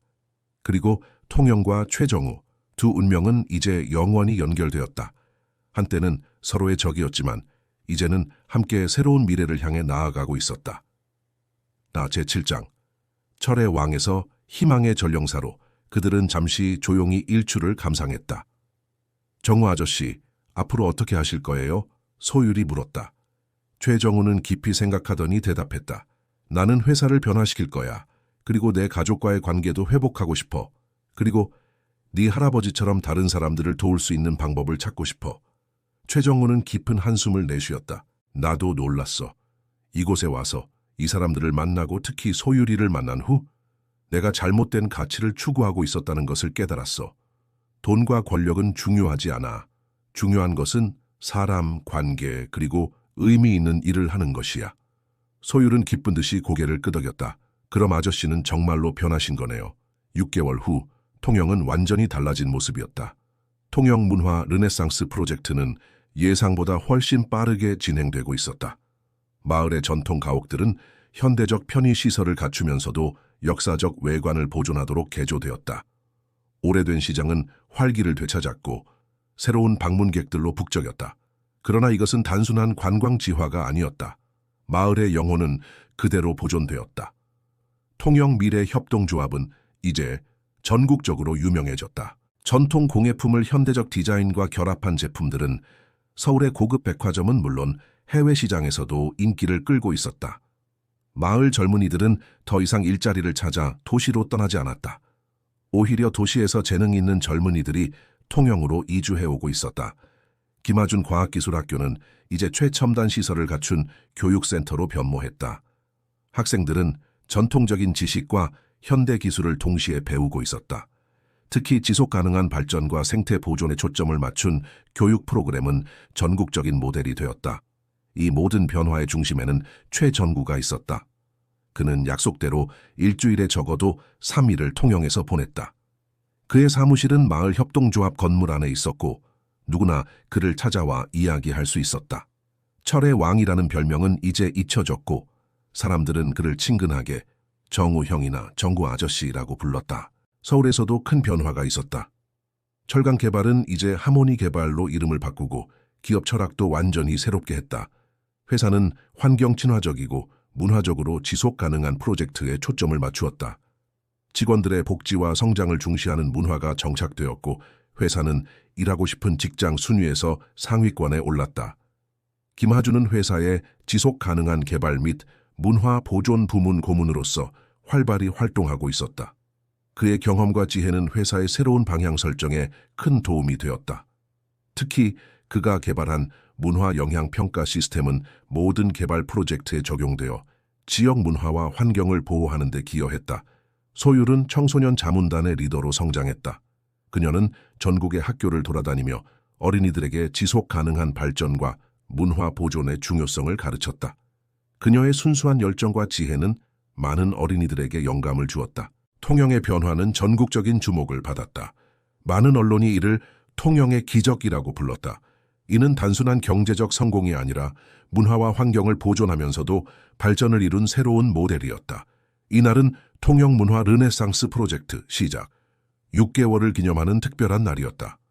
마을 광장에는 축제가 열렸고 전국에서 온 방문객들로 붐볐다. 지역 예술가들의 공연, 전통 음식 부스, 그리고 다양한 체험 활동이 마련되었다. 축제의 중심에는 새로 지어진 통영 문화센터가 있었다. 이 건물은 전통 한옥 양식과 현대 건축의 조화를 이룬 아름다운 구조물이었다. 센터 안에는 박물관, 공연장, 교육시설이 갖추어져 있었다. 개관식에서 최정우는 단상에 올랐다. 그의 옆에는 김하준, 박민호, 그리고 소율이 서 있었다. 최정우는 6개월 전과는 완전히 다른 사람처럼 보였다. 그의 얼굴에는 평온함과 자신감이 넘쳤고 그의 눈에는 진정한 행복이 담겨 있었다. 여러분, 오늘은 매우 특별한 날입니다. 최정우가 연설을 시작했다.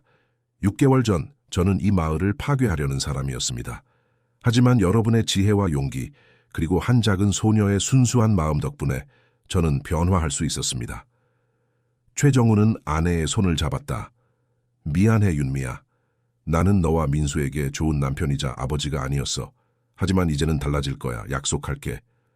다음 날 아침, 최정우는 일찍 일어나 마을 해변으로 걸어갔다. 그곳에는 이미 소율이 앉아 있었다. 그녀는 일출을 바라보고 있었다. 안녕, 소율아. 최정구가 그녀 옆에 앉으며 말했다. 정우 아저씨, 좋은 아침이에요. 소율이 밝게 인사했다. 일찍 일어나셨네요. 소율은 미소를 지었다. 저는 그냥 할아버지에게 배운 대로 했을 뿐이에요. 모든 사람에게는 좋은 면이 있다고요. 때로는 그것을 깨우는 데 도움이 필요할 뿐이죠. 생각할 것이 많아서. 최정우가 대답했다. 소율아, 나는 내게 정말 고마워. 네가 내 인생을 바꿨어. 네가 이렇게 많이 변할 줄은 몰랐어. 윤미는 미소를 지으며 남편을 껴안았다. 우리는 함께 새로 시작할 수 있어. 늦지 않았어. 최정우는 미소를 지었다. 그래, 소율아, 나는 변했어. 그리고 이것은 단지 시작일 뿐이야. 윤미의 눈에 눈물이 맺혔다. 나는 항상 네가 그런 사람이 될 수 있다고 믿었어. 단지 너무 오랫동안 길을 잃었을 뿐이었어. 그는 소율을 바라보며 미소 지었다. 소율은 부끄러워하면서도 자랑스러운 표정이었다. 통영은 저에게 단순한 사업 대상이 아니라 제 영혼의 고향이 되었습니다. 이곳에서 저는 진정한 성공이 무엇인지 배웠습니다. 그것은 돈이나 권력이 아니라 사람들의 삶에 긍정적인 영향을 미치는 것입니다. 청중들은 열렬한 박수를 보냈다. 이 센터는 우리의 여정의 상징입니다. 최정우가 계속했다. 과거와 현재, 전통과 혁신이 조화롭게 공존하는 공간입니다. 이곳에서 우리의 문화는 보존되고 동시에 새롭게 태어날 것입니다. 연설이 끝난 후 김하준이 앞으로 나섰다. 그는 작은 상자를 들고 있었다.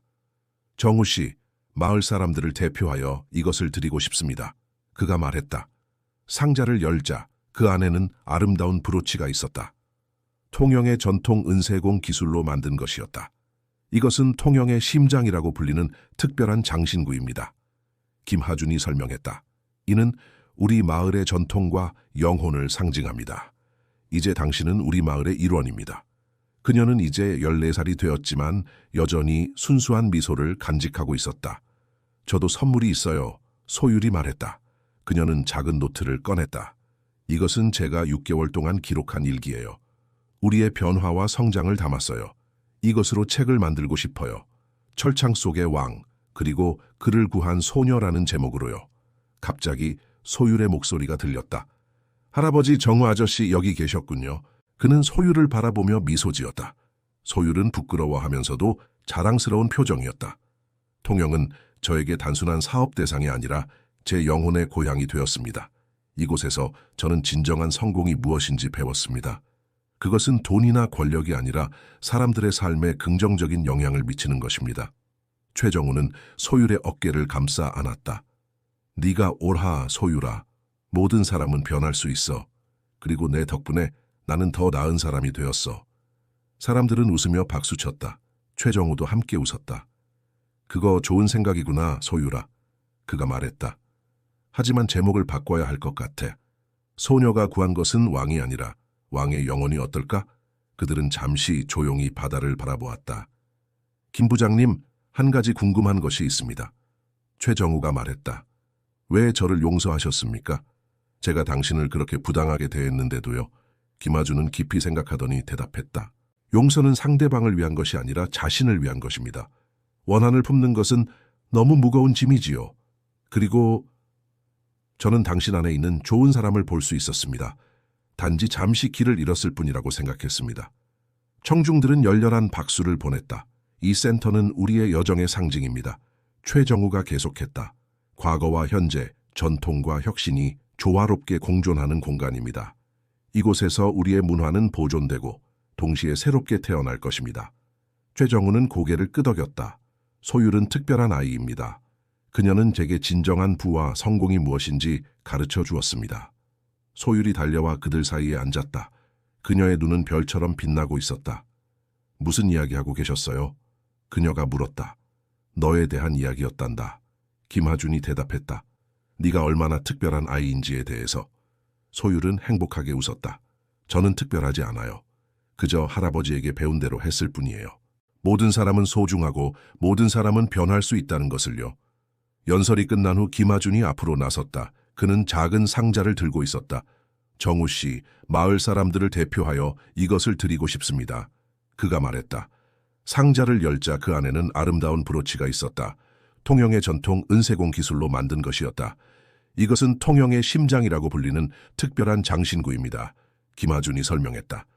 이는 우리 마을의 전통과 영혼을 상징합니다. 이제 당신은 우리 마을의 일원입니다.